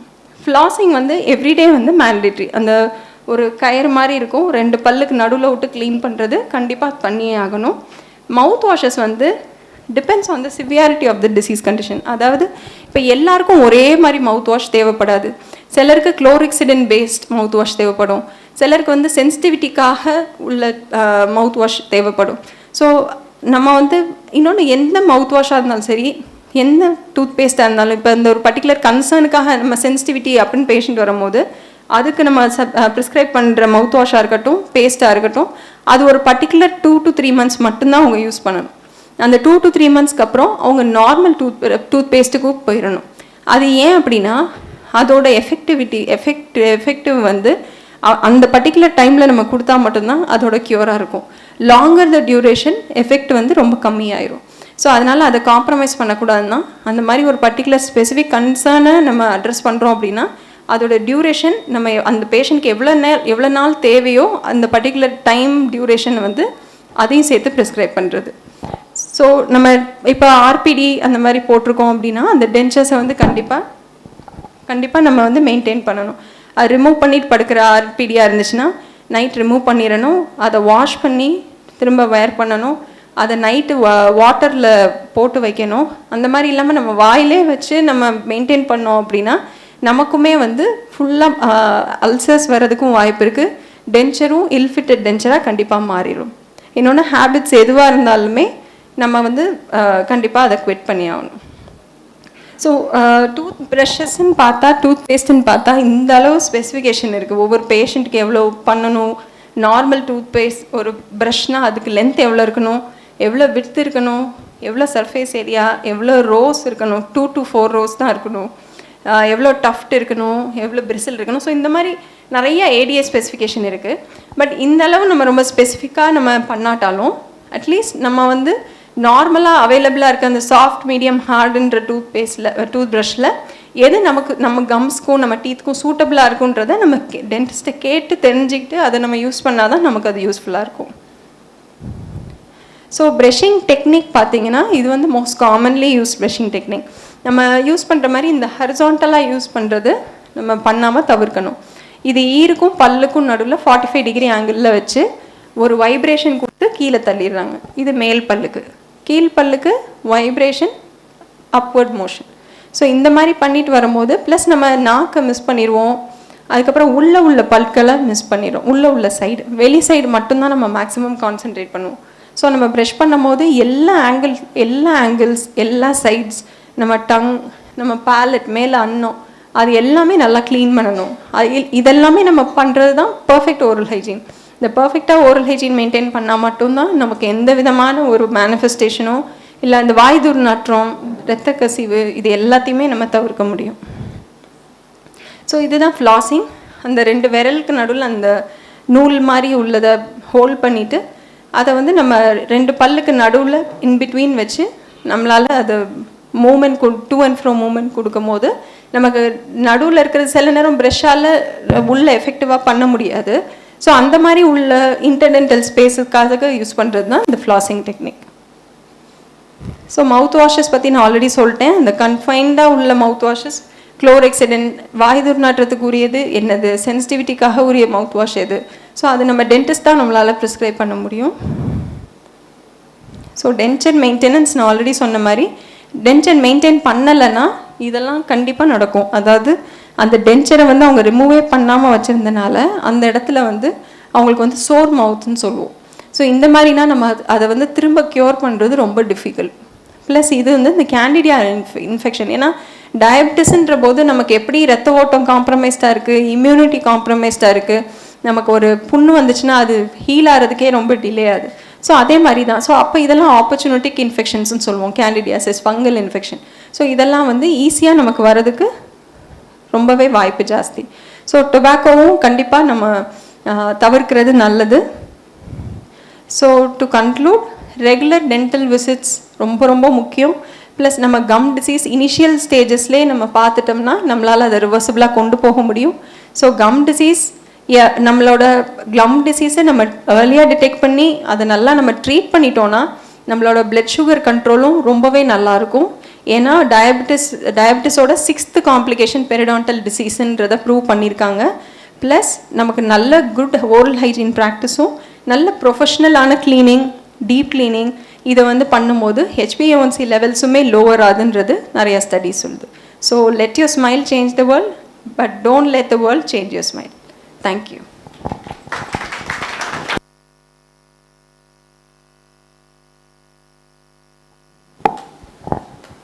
ஸோ பல்லை பற்றி எல்லாம் நல்லா கேட்டீங்க. என்ன பல் எப்படி மெயின்டைன் பண்ணணும், மெயின்டைன் பண்ணாத பல்லுனால என்ன பின்விளைவுகள் எல்லாம் பண்ணீங்க. நம்ம சர்க்கரை டைமென்ஷன் ட்ரஸ்ட் பொறுத்த வரைக்கும் இங்கே உள்ளவங்களுக்கு எல்லாமே சர்க்கரை வியாதி பற்றி நல்லா தெரியுறதுனால கால் புண்ணு, அல்சர் வரதே இல்லை. அதே போல் இதை பற்றி நல்லா தெரிஞ்சு ஒழுங்காக செக்கப் பண்ணிங்கன்னா அந்த பல்லுனால் வரக்கூடிய கான்ட்ரிபியூஷன் ஆனால் கெடுதியும் வராமல் தடுத்துக்க முடியும் என்று கூறி உங்கள் சந்தேகங்கள் இருந்தால் நீங்கள் தாராளமாக இப்போ கேட்கலாம்.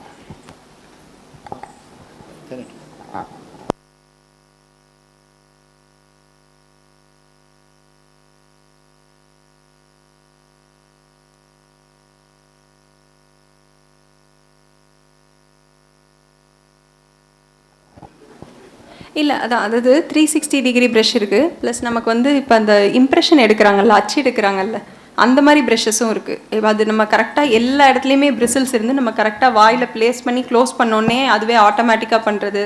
எலக்ட்ரானிக் ப்ரஷஸ் இருக்குது, சவுண்ட் ப்ரஷஸ், சின்ன பிள்ளைங்களுக்கு லைட்டோட ப்ரஷஸ், இதெல்லாமே வந்து நார்மல் பீப்புளுக்கு கரெக்ட். நம்ம டயபெட்டிக் பேஷண்ட்ஸுன்னு பார்க்கும்போது இது அந்தளவு எஃபெக்டிவாக க்ளீன் பண்ணுமா அப்படின்னா கண்டிப்பாக இல்லை.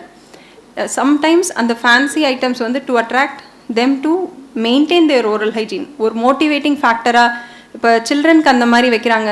இன்னொன்று வந்து டவுன் சிண்ட்ரோம், அந்த மாதிரி இந்த மனநல பாதிக்கப்பட்டவங்களுக்கு அவங்களுக்கெல்லாம் ஒரு ஊக்குவிக்கிறதுக்கு தான் அந்த மாதிரி டிஃப்ரெண்ட் ப்ரஷஸ், நம்ம எலக்ட்ரிக் ப்ரஷஸாக இருக்கட்டும், சவுண்ட் வர்றது, லைட் வர்றது, நீங்கள் சொல்கிற மாதிரி இந்த 360 ப்ரஷஸ், இதெல்லாமே வந்து ரொம்ப எஃபெக்டிவ் க்ளீனிங் கிடையாது. பட் அவங்களுக்கு வந்து ரெகுலர் மெயின்டெனன்ஸ்க்காக டயபெட்டிக் பேஷண்ட்ஸ் பொறுத்தவரையும் ப்ரஷிங் வந்து நம்ம நார்மல், அதாவது ரொம்ப அட்வான்ஸ் பெரிடான்டைட்டிஸ் பேஷண்ட்ஸில் சாஃப்ட் ப்ரஷ் தான் யூஸ் பண்ணணும். மீடியமோ ஹார்டோ யூஸ் பண்ணக்கூடாது. நார்மல் பீப்புளுமே ஹார்ட் ப்ரஷ் யூஸ் பண்ணவே கூடாது. ஸோ இதர் மீடியம் ஆர் சாஃப்ட் தான். ஸோ நம்ம சாஃப்ட் வந்து அட்வைசபிள். ப்ளஸ் அவங்களுக்கு ப்ரஷிங் டெக்னிக் இப்போ நான் சொன்ன மாதிரி உள்ளது, ப்ளஸ் எஃபெக்டிவாக ஃப்ளாசிங் ப்ளஸ் மவுத் வாஷ், இது மூணுமே சேர்ந்து பண்ணும்போது தான் நமக்கு எஃபெக்டிவ் ஓரல் ஹைஜீன் மெயின்டெனன்ஸாக இருக்கும்.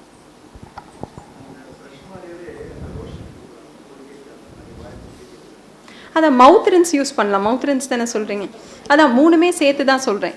இப்போ அதே இது வந்து ஒவ்வொருத்தருக்கும் டிஃபர் ஆகுன்றது தான் சொல்கிறேன். இப்போ ஒரு பேஷண்ட்டுக்கு என்ன தேவையோ இன்னொரு பேஷண்ட்டுக்கு அது தேவையாக இருக்காது.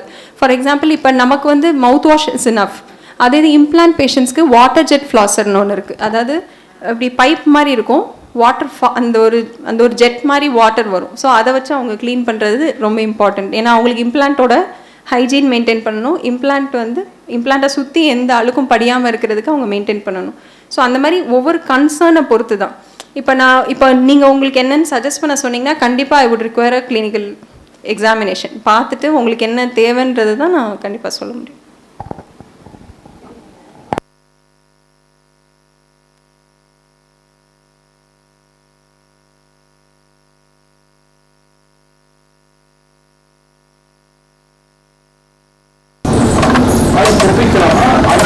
இல்லை கண்டிப்பாக வாய் கொப்பளிக்கலாம்.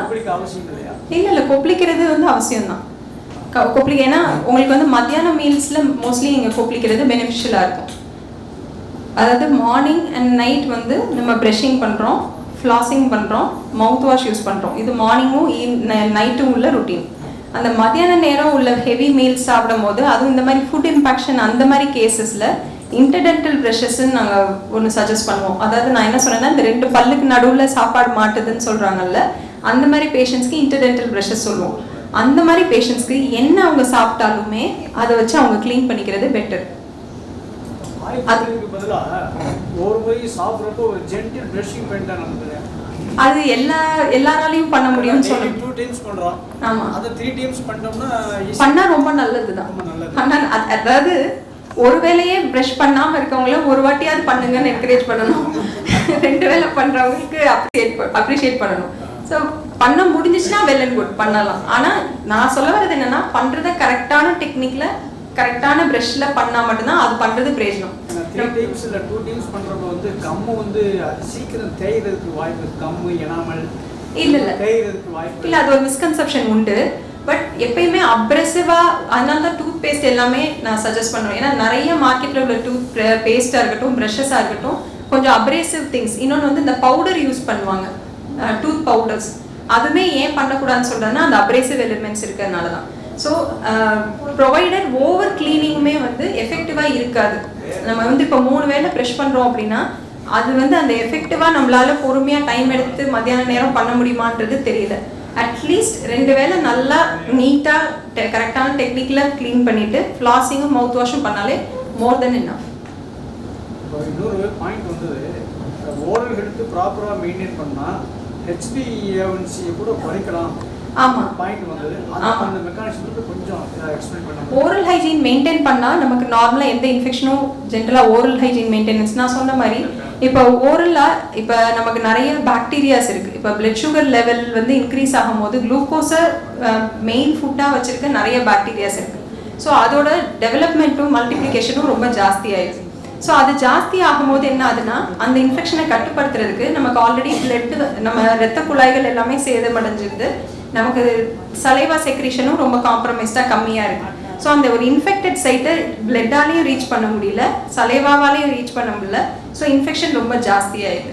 ஸோ இது ஜாஸ்தியாக இருக்க இன்ஃபெக்ஷன்லேருந்து திரும்ப சிஸ்டமிக்காக பிளட் போய் சர்க்கரையோட அளவையும் இன்க்ரீஸ் பண்ணுது.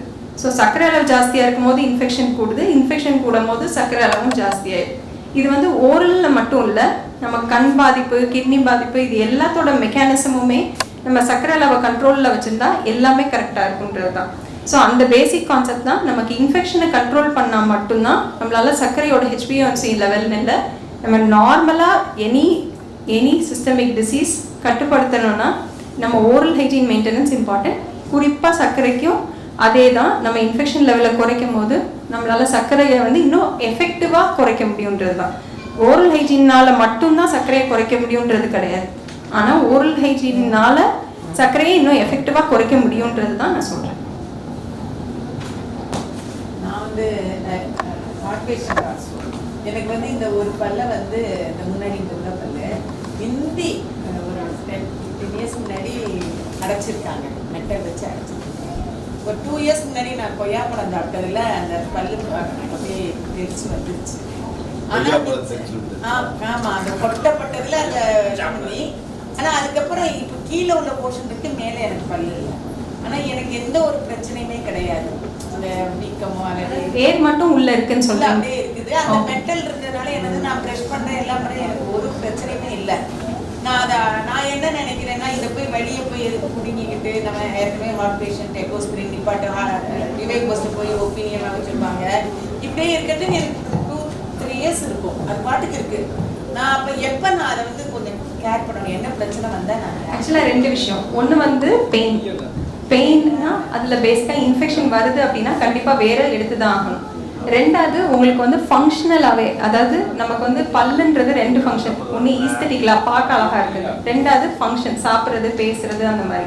ஸோ ஃபங்க்ஷனலாக உங்களுக்கு எப்போ அது தேவைப்படுது. இப்போ கடாப்பல்லான்றதை நான் கண்டிப்பாக செக் பண்ணணும். இல்லை இந்த பல்லு தான் எனக்கு அது ஃபங்க்ஷனாகவும் தேவைப்படலை, பியூட்டியாகவும் அது தேவைப்படாதனால கீழே போய் அதுதான். அப்படி இருக்கும் பட்சத்தில் உங்களுக்கு அதில் இன்ஃபெக்ஷன் வருது, பெயின் வருதுன்னா மட்டும் நீங்கள் எடுத்தால் போதும். மித்தபடி அதை நம்ம அவசரப்பட்டு எடுக்கணும் இல்லை.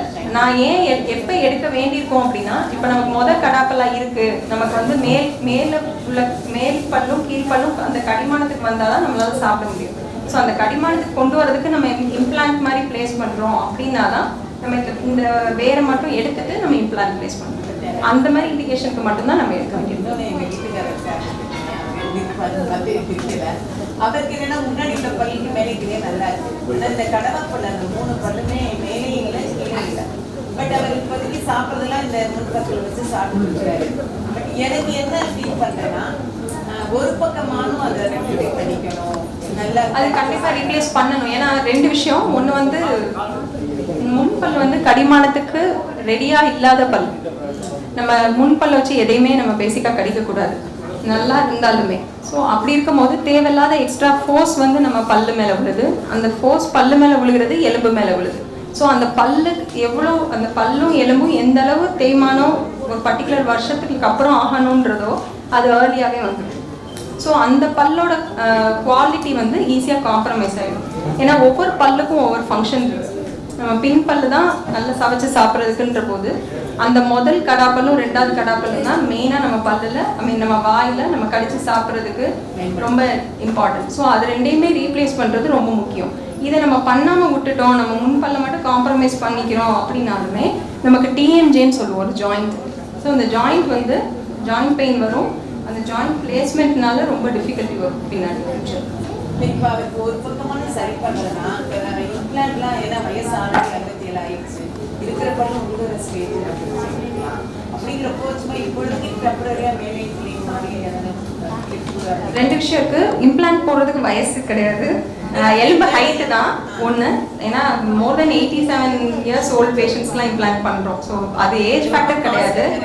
இல்லை லைக் எனி ப்ரைஸ் நமக்கு வேண்டிய ப்ரைஸ் ரேஞ்சஸில் இருக்குது. அதனால் அது நம்ம அது ஒரு ஃபேக்டர் கிடையாது வேணான்னு நினைக்கிறதுக்கு.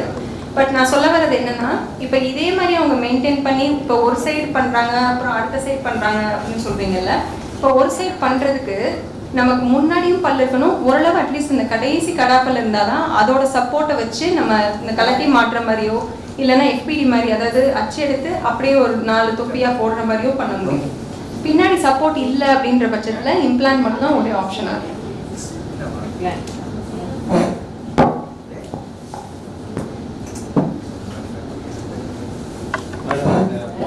வாய் துர்நாற்றத்துக்கு எத்தனையோ காரணங்கள் இருக்குங்க, இந்த காரணங்கள் இருக்கலாம் அப்படின்ட்டு. இதில் வந்து நம்ம அந்த நாக்கு வச்சு வலிக்கிறாங்க இல்லையா, அது அதுவும் இல்லை. ஆனால் நாக்கு வச்சு வலிச்சு அந்த நாக்கு வலிக்கிறது நாக்கு வலிக்கிறது இந்த க்ளீன் பண்ணும்போது இந்த நரம்புகள்லாம் வந்து பாதிக்கப்பட்டு சுவையெல்லாம் போயிடும். இல்லை அந்த மாதிரி கிடையாது. அது என்ன ஆயிரும்னா நம்ம காதில் அழுக்கு நம்ம நான் சொல்லும் போது அதுதான் சொன்னேன். நம்ம அண்ணன் இருக்குல்ல மேலே பேலட்டுன்னு சொல்கிறோம், அந்த இடத்த எப்படி க்ளீனாக வச்சுருக்கோமோ அதே மாதிரி தான் நாக்கும். நாக்கில் ஒரு அளவுக்கு மேலே அழுக்கு படிஞ்சு நம்ம அதை க்ளீன் பண்ணாமலே வச்சுருந்தாலுமே வாய் துர்நாற்றம் வரும். 2வது நம்ம டேஸ்ட் பட்ஸ் ஒர்க் பண்ணாமல் போயிடும், எஃபெக்டிவாக ஒர்க் பண்ணாது. ஸோ நம்ம ரெகுலர் பேசிஸில் க்ளீன் பண்ணி வைக்கிறது வந்து ரொம்ப இம்பார்ட்டண்ட். அது க்ளீன் பண்ணுறதுனால அதில் எந்த பாதிப்போ இல்லை டேஸ்ட் பட்ஸில் எது இஷ்யூவோ கண்டிப்பாக வராது.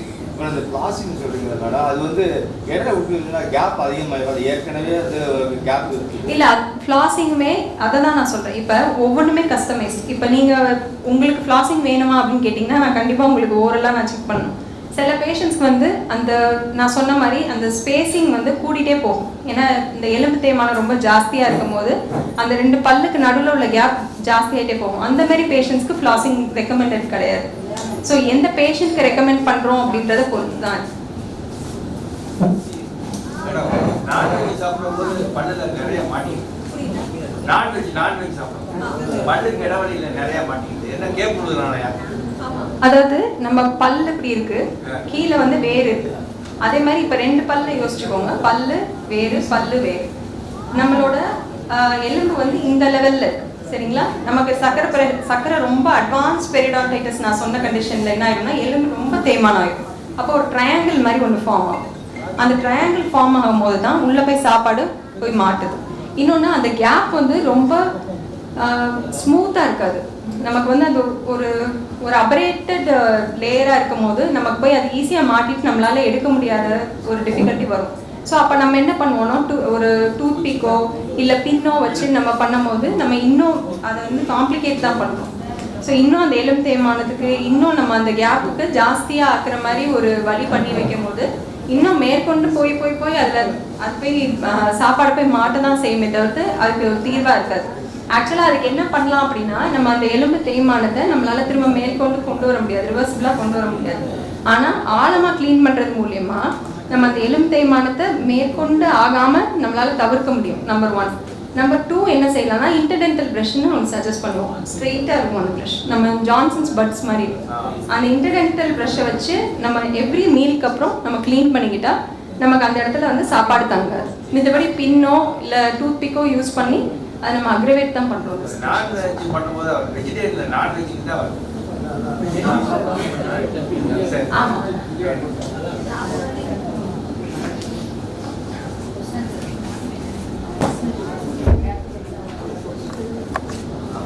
தேங்க்யூடா, நல்லா கிளியராக எக்ஸ்பிளைன் பண்ணி சொன்னேன். எல்லாரோட interaction was very good. So thank you. சொன்னது எவ்வளோ உங்களுக்கு புரிஞ்சிருக்குங்கிறத நம்ம பார்த்துருவோம். அதுக்கு கேள்வி பதில் இருக்குது. இந்த கேள்வி பதில் ஃபில்அப் பண்ணுங்க, ஆன்சரை டிஸ்கஸ் பண்ணிப்போம்.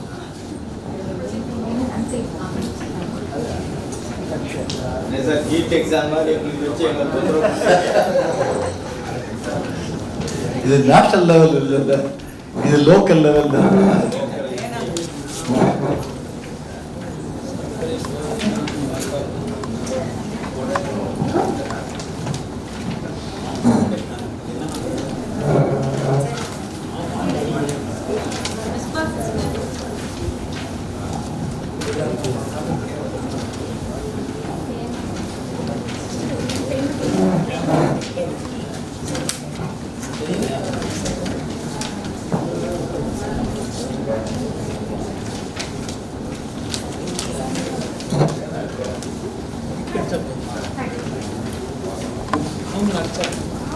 எது கரெக்டோ அதை சரின்னு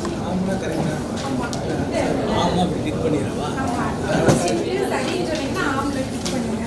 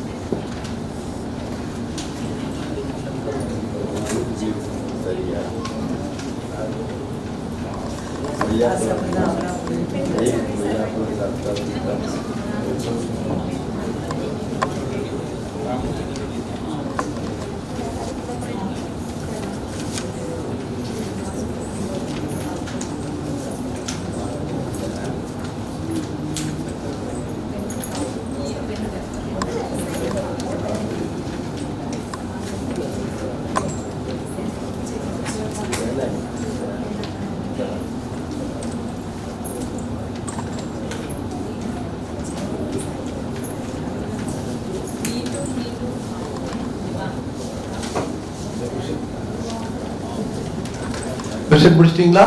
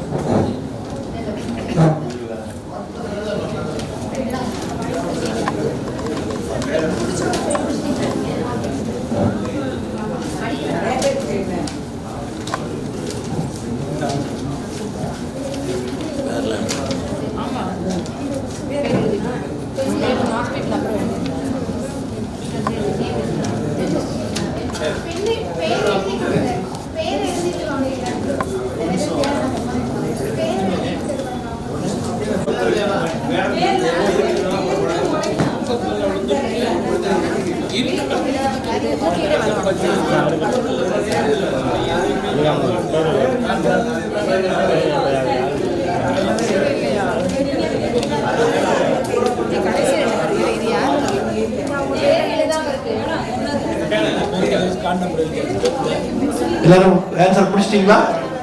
முடிச்சிங்கன்னா அந்த ஆன்சரை டிஸ்கஸ் பண்ணி சொல்லிடுறேன். ஸோ தட் உங்களுக்கு அது என்ன கரெக்டான பதில்னு தெரியும். பட் இதை கரெக்ட் பண்ணி பரிசு வந்து அடுத்த மாதத்தில் உள்ள மீட்டிங்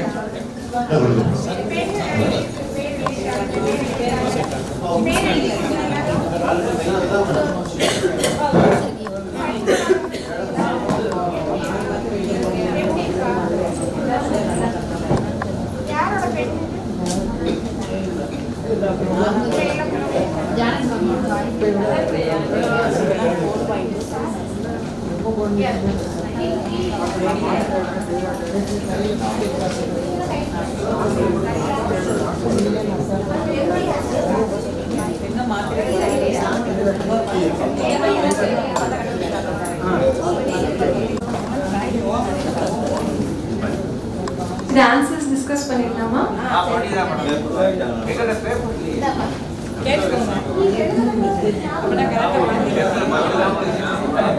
சர்க்கரை நோயும் வாய் வலி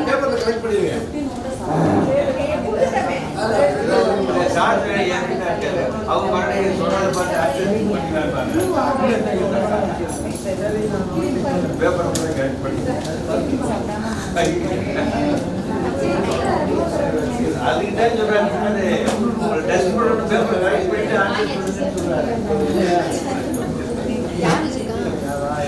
யாரோ பேர்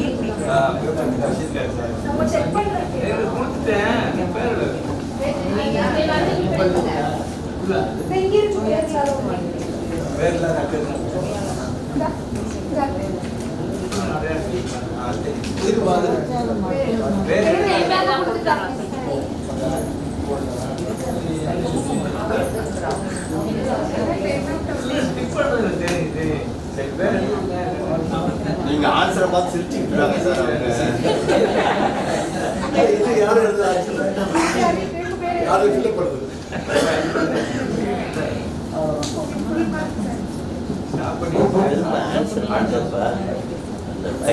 கையால் வந்து மசாஜ் கொடுக்கலாம். ப்ரஷ் பண்ண சொன்னீங்க கிளீனிங்க்கு, அதோட கையை வச்சு மசாஜ் பண்ணலாமான்றதே சொல்லிடுவோம்.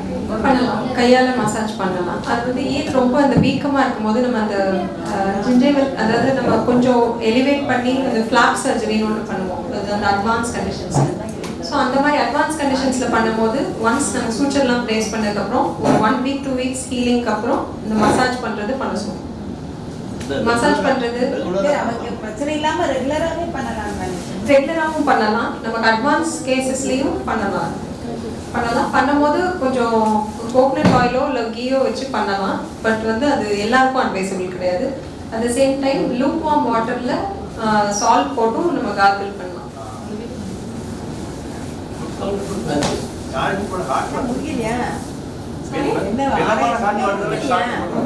Look warm water, hot water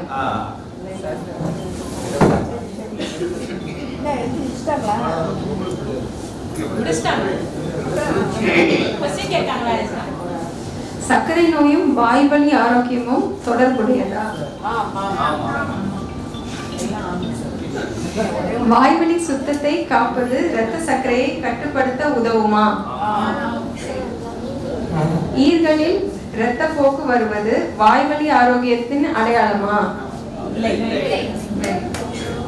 யாரும் ஆம் சொல்ல மாட்டேங்குது. மீண்டும் மீண்டும் வாயில் உருவாகும் புண்கள் கட்டுப்படுத்தப்படாத சர்க்கரை நோயின் அறிகுறியா? சர்க்கரை நோயாளிகளுக்கு எச்சில் சுரப்பு போதுமான அளவில் இருக்குமா?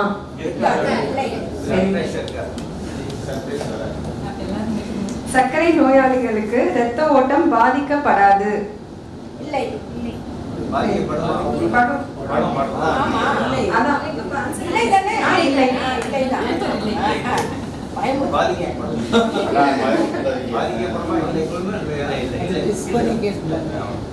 பல்வலி அல்லது ஈறு வலிக்காக கிராம்பு அல்லது பூண்டு வாயில் வைப்பது ஏற்றதா? நம்ம வச்சுக்கலாம் டாக்டர்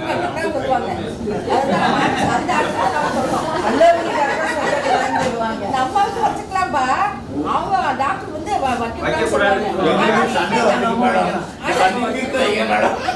அது ஏன் வைக்க கூடாதுன்னு சொல்றோம்னா அதுல இருந்து ஒரு என்சைம் ஒன்று செக்ரேட் ஆகும். அது வந்து நம்மளோட தோல் மாதிரி தானே உள்ள ஓரல் கேவிட்டியில உள்ள தோல் வந்து ரொம்ப சென்சிட்டிவான தோல். அது நாளடைவில் நம்ம கண்ணால பார்க்க முடியாது, பட் மைக்ரோஸ்கோபிக்ல பார்க்கும்போது ரொம்ப டேமேஜ் ஆயிட்டே இருக்கும். அது நமக்கு பார்த்தோன்னே தெரியாது, ஆனா அதுவுமே ரொம்ப ரொம்ப டெம்பரரி ரிலீஃப் தான். பட் நம்ம ப்ரொலாங்ட் யூசேஜ்ல அந்த மாதிரி கிராம்போ இல்லை இதையோ இடிச்சு வச்சோம் அப்படின்னா அது வந்து ரொம்ப பெர்மனன்ட் டேமேஜை இன்னும் உருவாக்கிடும். ஏன்னா இப்போ பல் வலி மெயினா கேரிஸ்க்கு தான் அந்த மாதிரி உள்ள சொருகி வைப்பாங்க. அப்ப என்ன ஆகுதுன்னா நம்ம வேர் சிகிச்சை பண்றதை விட இன்னும் காம்ப்ளிகேட்டடான ப்ரொசீஜர்ஸ் பண்ண வேண்டிய சிச்சுவேஷன் வந்துடும். நம்ம மேலாப்ல அடைக்க வேண்டியதை ஆர்சிடி ஆக்கிடும், ஆர்சிடியை வந்து பல்ல எக்ஸ்ட்ராக்ட் பண்ற அளவுக்கு உள்ள சிச்சுவேஷனா கொண்டு போயிடும். ஸோ அதனால எப்பயுமே அது அட்வைசபிள் இல்லை. அதை ப்ராசஸ் பண்ணி கொடுக்கறது வேற, நம்ம ராவா அதை வைக்கிறது வந்து அட்வைசபிள் கிடையாது. இப்ப நம்ம மசாஜ் பண்றது இப்ப நான் தேங்காய் எண்ணெய் யூஸ் பண்ணலாம்னு சொன்னேன்ல, அதுக்காக நம்ம ரா உள்ளது எதையுமே நம்ம வாயில வைக்கக்கூடாது. ஏன்னா அது வந்து நம்மளோட சலைவாவோட நம்மளோட பாக்டீரியல் கண்டென்ட்டோட இது எல்லாத்தையோடயுமே அது ரியாக்ட் பண்ணும். ஸோ அது வந்து அட்வைசபிள் கிடையாது.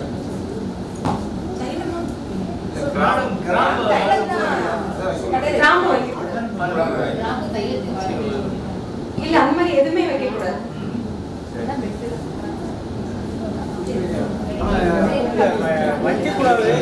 வைக்கக்கூடாது. ஆனா கிராம்பை சூ பண்ணோம்னா அது சலைவோட மிக்ஸ் பண்ணி கிராம்பு மிக்சர் மாதிரி that solution may give some antiseptic effect கொடுக்கலாம். அதான் சொல்றேன், ரொம்ப மினிமலா ரொம்ப டெம்பரரி எஃபெக்ட் தான் இருக்கும். ஆனா நம்ம அந்த மாதிரி பெயின் வந்துருச்சுனாலே அது ஆல்மோஸ்ட் எனி கண்டிஷனுக்கு, இப்ப நான் வந்து பெரிடான்டலா ஈர்வீக்கிறதுக்கு மட்டும் சொல்லல, அது நார்மலா ஒரு பல்லு பூச்சி பல்லுக்குமே அது ஒரு அட்வான்ஸ் ஸ்டேஜ்ல தான் உங்களுக்கு பெயின்ன்ற ஒரு கான்செப்டே வரும். ஸோ அந்த பெயினுக்கு நம்ம டெம்பரரி ரிலீஃப் தேடுறதுக்கு நம்ம டென்டிஸ்ட்டை பார்த்து பெர்மனன்ட் ரிலீஃப் தேடுறது பெட்டர்ன்றது சொல்லுவோம். அதாவது உடனடியாக டாக்டர் பார்க்கறதுக்கு 2 நாள் ஆகுது அப்படிங்கிற சூழ்நிலையில் ஒரு டெம்பரரி அப்பாயின்மெண்ட் கிடைக்கல ஒரு வெளியூர் போயிட்டோம் அப்படின்னா ஆன்லைன் கன்சல்டேஷன்ல மாத்திரை கூட போட்டுக்கலாம். அது வைக்கிறது வந்து அட்வைசபிள் கிடையாது. ஏன்னா சம்டைம்ஸ் என்ன ஆயிடும்னா நம்ம டூத்தோட ஃபார்ம் டூத்தோட ஸ்ட்ரக்சரையுமே அது டிஸ்ட்ராய் பண்ணிடும். அதனால புகைப்பிடிக்கும் பழக்கம் வாய்வழி ஆரோக்கியத்துக்கும் சர்க்கரை நோய் கட்டுப்பாட்டிற்கும் ஆபத்து விளைவிக்குமா? ஆடும் பல்லை வீட்டிலேயே புடுங்குவது சரியா?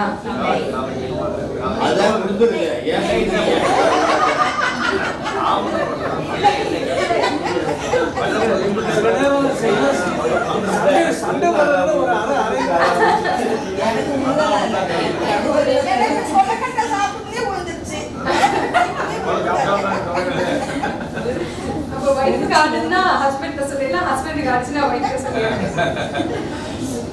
சரியான விதத்தில் சரியான நேரத்தில் பற்களை துலக்குவது நல்ல வாய்வழி ஆரோக்கியத்துக்கு உதவும். Very good, all pass.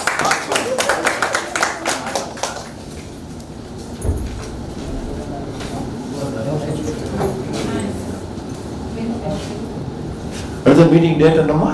27 December. Christmas பற்றி பேசணும். அப்புறம் அந்த சுகரே சுகமா ப்ரோக்ராம் ஒன்று ரெக்கார்ட் பண்ணியிருக்கிறோம். பட் அன்னைக்கு வந்து லைவ் ப்ரோக்ராமு சரியாக வரலன்னு சொன்னாங்க கொஞ்சம் பேர். அதனால் திருப்பி ஒரு ப்ரோக்ராம் கொஞ்சம் எடுத்து அந்த ப்ரோக்ராமில் 7லேருந்து 7:30 மணி வரைக்கும் யூடிவி, ஆனந்தம் டிவி, அபி டிவி, இந்த டிவியில் என்னைக்கு 6ஆம் தேதி, டிசம்பர் 6ஆம் தேதி பாபர் மசூதி இடிச்ச நாள். ஸோ அதோட இடிச்ச நாள் இருக்குது. நீங்கள் எல்லாம் நல்லா விவரம் தெரிஞ்சுக்கணும். அடுத்தது அடுத்த மாதம் வரும்போது செய்யக்கூடிய அந்த நீர் டெஸ்ட்டு ரொம்ப காஸ்ட்லி டெஸ்ட். கிட்னி பாதிப்பை ஆரம்பத்திலே கண்டுபிடிக்கக்கூடிய டெஸ்ட்டு. அதனால் எல்லாரும் வந்து அதை பயன்படுத்திக்கிங்க. டெஸ்ட் பண்ணுறோம், ஃப்ரீயாக பண்ணுறோம், அதுக்கு வந்து அப்படின்னு விட்டு போயிடுறாங்க. அது அந்த விலையை தெரிஞ்சால் தான் அதுக்கோட வேல்யூ உங்களுக்கு தெரியுங்கிறது தான் சொல்கிறேன். கிட்டத்தட்ட 600 rupees போல அது ஒரு டெஸ்ட்டு. அதனால் கட்டாயமாக வந்து டெஸ்ட் பண்ணி micro albuminuria urinary albumin creatine base so அது பண்ண போகிறோம். இன்னொன்று வந்து முதல் வகையான சர்க்கரை வியாதி பேஷண்ட்ஸை நம்ம அதை திருப்பி கொஞ்சம் பேரை கூப்பிட்டு அவங்களுக்கு அந்த சர்க்கரை வியாதியை பற்றி திருப்பி கொஞ்சம் சொல்லிக் கொடுத்து புதுசாக வந்து ஒரு இன்சுலின் நம்ம ஊசி போடாமல் உறிஞ்சிக்கக்கூடிய ஒரு இன்சுலின் வந்திருக்கு. அதை பற்றியும் நம்ம பேச போகிறோம் அடுத்த மாதத்தில். அதனால் ப்ளூ சென்டர் வந்து அவங்க அந்த பிள்ளைகளுக்கெல்லாம் சில கிஃப்ட் கொடுத்து ஒரு பலூன்லாம் கொடுத்து அந்த மாதிரி செய்வாங்க. ஸோ அதுவும் நம்ம நடக்கும். அது எல்லாரும் வாங்க. உங்கள் அனைவருக்கும் என்னோடய கிறிஸ்மஸ் வாழ்த்துக்கள்.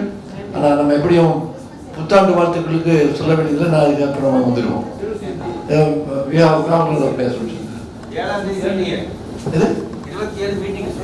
அதான் 27 பார்த்ததுனால நியூ இயர் வந்து அப்புறம் தான்.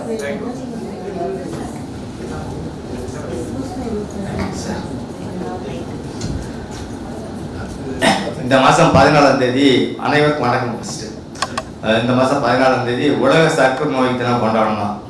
ஆனால் நம்ம சார் போன வருஷம் வந்து பல வீடுகளுக்கெல்லாம் போய் வில்லேஜுகளுக்கு கிராமப்புறங்களுக்கு போய் அடிப்படையான இந்த நோயை பற்றி எல்லா மக்களுக்கும் ஒரு விழிப்புணர்வு ப்ரோக்ராம் நடத்திட்டு வந்தாங்கன்னு பார்த்தோம்.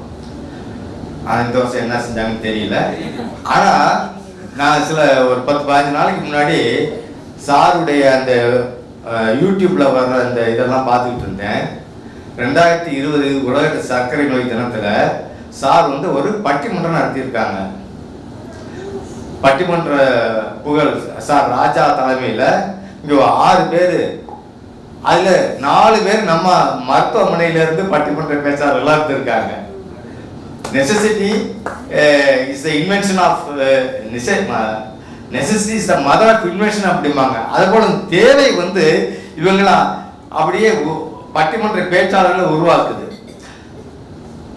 மேடம் ஜானட், அப்புறம் ஜெயராணி, அப்புறம் குணா, அப்புறம் 2 பட்டிமன்ற பேச்சாளர்கள் கவிதா வந்து ரேவதி, இவங்க எல்லாம் 6 பேர் பேசின பேச்சு ஏறக்குற 2.5 மணி நேரம் அந்த யூடியூப்ல அது வருது. வழக்கமா வந்து சன் டிவியில சாலமன் பாப்பா எத்தனை நடக்கிற அந்த ப்ரோக்ராம் கூட 1 மணி நேரத்துக்கு அதை கண்டென்ஸ் பண்ணிடுறாங்க. ஆனா இந்த ப்ரோக்ராம் 2.5 மணி நேரம் போகுது. 2.5 மணி நேரம் இருந்து நான் அதை பார்த்தேன். ஒரே வீடியோ 2.5 மணி நேரம், அந்த முழு வீடியோவை நான் பார்த்தேன். சார் வந்து இந்த மாதிரி ஒரு அற்புதமான ஒரு மீட்டிங்கை 2020 உலக சர்க்கரை நோய் தினத்தன்றைக்கு ஏற்பாடு பண்ணியிருந்தாங்க. நம்மளுக்கெல்லாம் பார்க்கறதுக்கு வாய்ப்பு இல்லைன்னா அது கொரோனா சமயமா இருந்ததுனால நம்மளுக்கெல்லாம் அழைப்பு விடுக்கல. அதை பற்றி சரியான தகவல் நம்மளுக்கு வரல. வந்திருந்தா கூட ஒருவேளை அதை நம்ம பார்த்துருக்கலாம். இந்த பட்டிமன்ற பேச்சாளர்களாக நம்ம மருத்துவமனையிலே உருவாகிருக்கிற அந்த பேச்சாளர் நம்ம உண்மையிலேயே பாராட்டி ஆகணும். நல்லா பேசினாங்க. இவங்களுக்கெல்லாம் கன்க்ளூடிங்கா வந்து ராஜா சார் பேசினாங்க.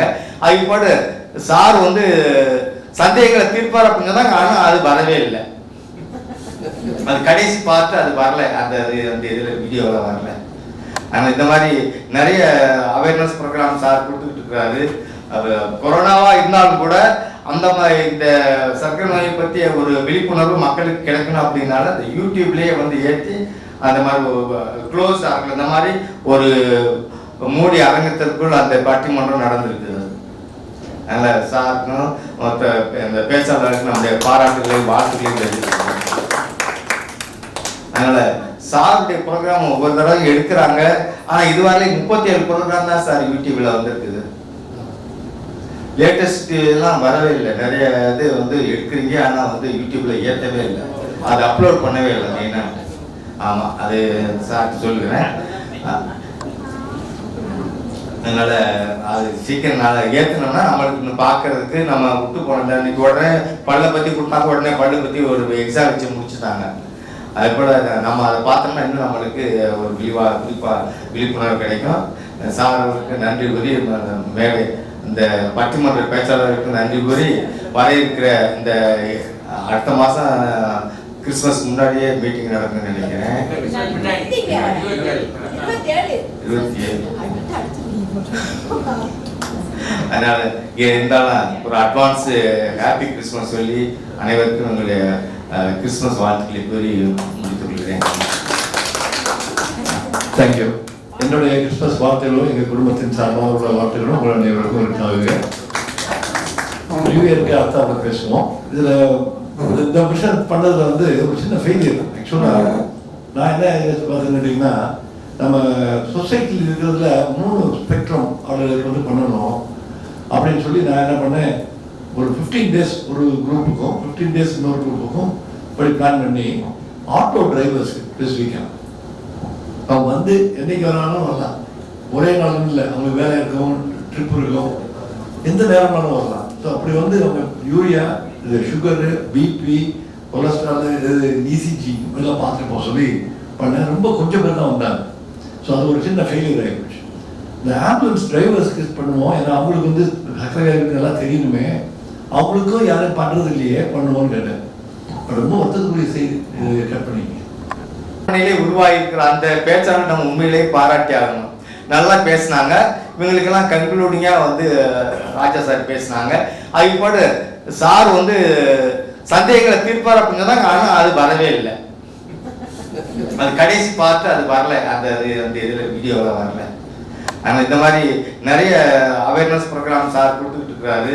அது கொரோனாவாக இருந்தாலும் கூட அந்த மாதிரி இந்த சர்க்கரை நோயை பற்றிய ஒரு விழிப்புணர்வு மக்களுக்கு கிடைக்கணும் அப்படின்னால அந்த யூடியூப்லேயே வந்து ஏற்றி அந்த மாதிரி க்ளோஸ் ஆகல, இந்த மாதிரி ஒரு மூடி அரங்கத்திற்குள் அந்த பட்டிமன்றம் நடந்திருக்குது.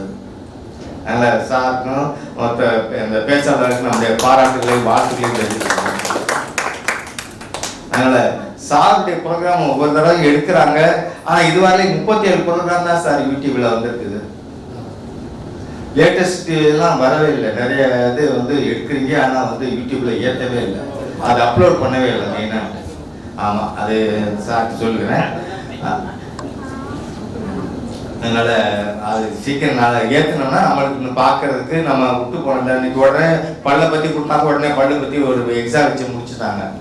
அது போல் நம்ம அதை பார்த்தோம்னா இன்னும் நம்மளுக்கு ஒரு விழிப்புணர்வு கிடைக்கும்.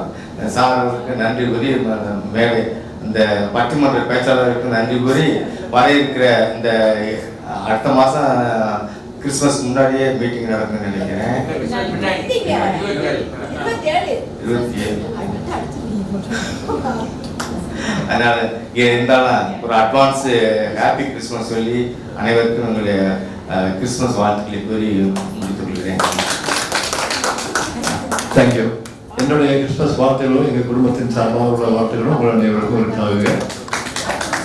நியூ இயருக்கு அடுத்த பேசுவோம். இதில் இந்த விஷயம் பண்ணதில் வந்து ஒரு சின்ன ஃபெயிலியர். ஆக்சுவலாக நான் என்ன பார்த்துக்கிட்டிங்கன்னா, நம்ம சொசைட்டியில் இருக்கிறதுல 3 ஸ்பெக்ட்ரம் ஆர்டர்களுக்கு வந்து பண்ணணும் அப்படின்னு சொல்லி நான் என்ன பண்ணேன், ஒரு 15 டேஸ் ஒரு குரூப்புக்கும் 15 டேஸ் இன்னொரு குரூப்புக்கும் இப்படி பிளான் பண்ணி ஆட்டோ டிரைவர்ஸ்க்கு ஸ்பெசிஃபிக்காக அவங்க வந்து என்றைக்கு வராலும் வரலாம், ஒரே நாளும் இல்லை, அவங்களுக்கு வேலை இருக்கும், ட்ரிப் இருக்கும், எந்த நேரம்னாலும் வரலாம். ஸோ அப்படி வந்து அவங்க யூரியா, இது சுகரு, பிபி, கொலஸ்ட்ரால், இது இசிஜி இதெல்லாம் பார்த்துட்டு போக சொல்லி பண்ணேன். ரொம்ப கொஞ்சம் பேர் தான் வந்தாங்க.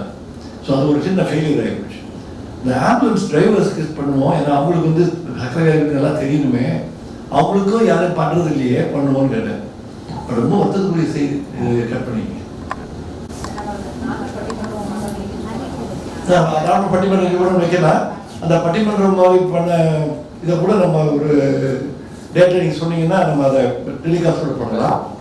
அது மாதிரி நம்ம இதில் கூட போடலாம், நம்ம இங்கே ரொம்ப கூட போடலாம். ஆனால் 2.5 மணி நேரம்னா நேரம் ஆகும். ஜனவரியில்னா நம்ம என்ன செய்வோம், பேஷண்ட்ஸ் 2 பேர் நீங்கள் இங்கேயே வச்சு பேச சொல்லி, பேஷண்ட் 2 பேர், டயட்டிஷியன் 2 பேர், நடுவராக நான் உட்காந்து பேசிடுவோம். ஸோ பட்டிமன்றம் நம்மளே நடத்திடும்.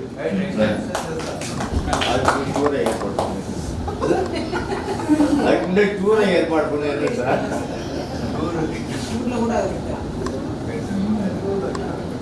அனைவருக்கும் மாலை வணக்கம். சர்க்கரை நோய் விழிப்புணர்வு பற்றிய 369வது கருத்தரங்கு இது. இந்த கருத்தரங்கில் வந்து இந்த மழையும் பொருட்படுத்தாமல் நீங்கள் அனைவரும் வந்திருக்கீங்க. உங்களை எல்லாரையும் பார்க்க ரொம்ப சந்தோஷமா இருக்குது. இப்போ டாப்பிக்கில் வந்து சார் வந்து மேம் பேசினாங்க, லீனா மேம் பேசினாங்க, எல்லோரும் நீங்கள் கேட்டுருந்துருப்பீங்க. ரொம்ப அருமையாக இருந்துச்சு. அவங்களுடைய ஸ்பீச் வந்து ரொம்ப தெளிவாகவும் புரிகிற மாதிரியும் ரொம்ப அருமையாக இருந்தது. ஸோ லீனா மேடத்துக்கு வந்து உங்கள் அனைவர் சார்பாகவும் நான் நன்றியும் வணக்கத்தையும் தெரிவித்துக் கொள்கிறேன். சாரோட ஜீனில் ஸோ எப்படி பேசுவாங்கன்னு தெரியும். சாரோட 2 டாட்டர்ஸுமே ரொம்ப அருமையாக பேசியிருக்காங்க. நான் 2 பேரோடைய அந்த ஸ்பீச்சுமே கேட்டிருக்கோம், நீங்களும் கேட்டிருப்பீங்கன்னு நினைக்கிறேன். ஸோ 2 பேருமே ரொம்ப அருமையாக பேசினாங்க. ஸோ சார் இப்படி உட்காந்து பார்க்குறப்ப சாருக்கு எவ்வளோ எண்ண ஓட்டங்கள்லாம் எப்படி சந்தோஷமாக இருந்திருக்கும். ஸோ ஈன்ற பொழுதின் பெரிதுவக்கும் தன் மகனை சான்றோன் என கேட்ட தாய், அந்த மாதிரி தான் இருந்திருக்கும் அவங்களுக்கு நிச்சயமாக. அவங்க மேமோடைய ஃபீல்டில் வந்து இன்னும் மேலும் மேலும் அவங்க வந்து அவங்களுடைய வளர்ச்சியை வந்து கொண்டு போகிறதுக்கு எல்லாரோடைய நம்ம எல்லாம் ப்ரேயர் பண்ணிக்குவோம். அதே மாதிரி இப்போ பல்லு பிடுங்கணுன்னா நம்ம ஒரு டயபெட்டாலஜியை பார்த்து நம்ம ஒரு ஃபிட்னஸ் வாங்கிட்டு தான் நம்ம செய்வோம். ஸோ 2 சர்வீஸும் நம்ம ஹாஸ்பிட்டல்லே நமக்கு இருக்குது, அது நமக்கு கிடைச்சது. ஸோ டாக்டரையும் நம்ம பார்த்துக்கலாம், பல்லு சம்மந்தமாக உங்களுக்கு என்ன பிரச்சனைனாலும் மேடத்தையும் நீங்கள் பார்த்துக்கலாம். ஸோ அது உங்களுக்கு ரொம்ப யூஸ்ஃபுல்லாக இருக்கும்னு நான் நினைக்கிறேன். ஸோ இது எல்லாத்தையும் இந்த மழையும் பொருட்படுத்தாமல் வந்திருக்கிற அனைவருக்கும் நான் எங்கள் ஹாஸ்பிட்டல் சார்பாகவும் நான் நன்றி வணக்கத்தையும் தெரிவித்துக் கொள்கிறேன். சார் இந்த ஒரு அருமையான மீட்டிங்கை நமக்கு ஏற்பாடுபடுத்தி கொடுத்தாங்க, சாருக்கும் நன்றி வணக்கத்தையும் நான் தெரிவித்துக் கொள்கிறேன். ஹோட்டல் நிர்வாகத்திற்கும் வீடியோகிராஃபர் சார் அவர்களுக்கும் தொடர்ந்து எங்களுக்கு சப்போர்ட் பண்ணி வரும் இப்கா நிறுவனத்திற்கும், இன்றைக்கி லிபிட் ப்ரொஃபைல் டெஸ்ட் பண்ண ஜைடஸ் ஃபார்மாவுக்கும் மற்றும் அனைவருக்கும் ஹாஸ்பிட்டல் ஸ்டாஃப் அனைவருக்கும் நன்றி வணக்கத்தையும் தெரிவித்துக் கொள்கிறேன். நன்றி வணக்கம்.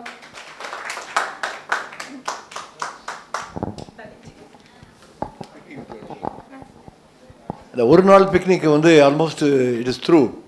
ஆக்சுவலாக ஒரு இடம் பார்க்குறதுக்கு நாளைக்கு ஒருத்தர் அனுப்பியிருக்கிறேன். அந்த இடம் பார்த்து நல்லா இருந்துச்சுன்னா அவர் சொன்ன சொல்லியிருக்காருன்னா ஒரு நல்ல தோப்பு இருக்குது, பக்கத்தில் கொஞ்சம் ஆறு ஓடுது, அதில் ஆறில் குளிக்கிறதாலும் குளிச்சிக்கலாம் அப்படின்னு சொல்லியிருக்காங்க. அதை நான் போய் பார்க்க சொல்லியிருக்கிறேன். பார்த்து நல்லபடியாக இருந்துச்சுன்னா நான் இந்த மாதத்தில் நானும் போய் பார்த்து நல்லா இருக்கான்னு கன்ஃபார்ம் பண்ணிக்கிட்டு ஜனவரி மாதம் நிச்சயமாக நம்ம போயிடுவோம். ஜனவரி மாதம் மீட்டிங்கை நம்ம அந்த இடத்துல பிக்னிக் ஸ்பாட்டை வச்சுக்கோம். ஆனால் அன்றைக்கி வந்து என்ன செய்யணும்னா காலையிலே கிளம்பி போய் ஒரு சனிக்கிழமை காலையில் கிளம்பி ஒரு 10 மணி போல் கிளம்பி அங்கே போய் லஞ்சு அப்படி சாப்பிட்டுட்டு மீட்டிங்கை கண்டக்ட் பண்ணிவிட்டு ஒரு 3 மணிக்குள்ளே திரும்பி தர மாதிரி பண்ணுவோம். சரியா? Right, thank you.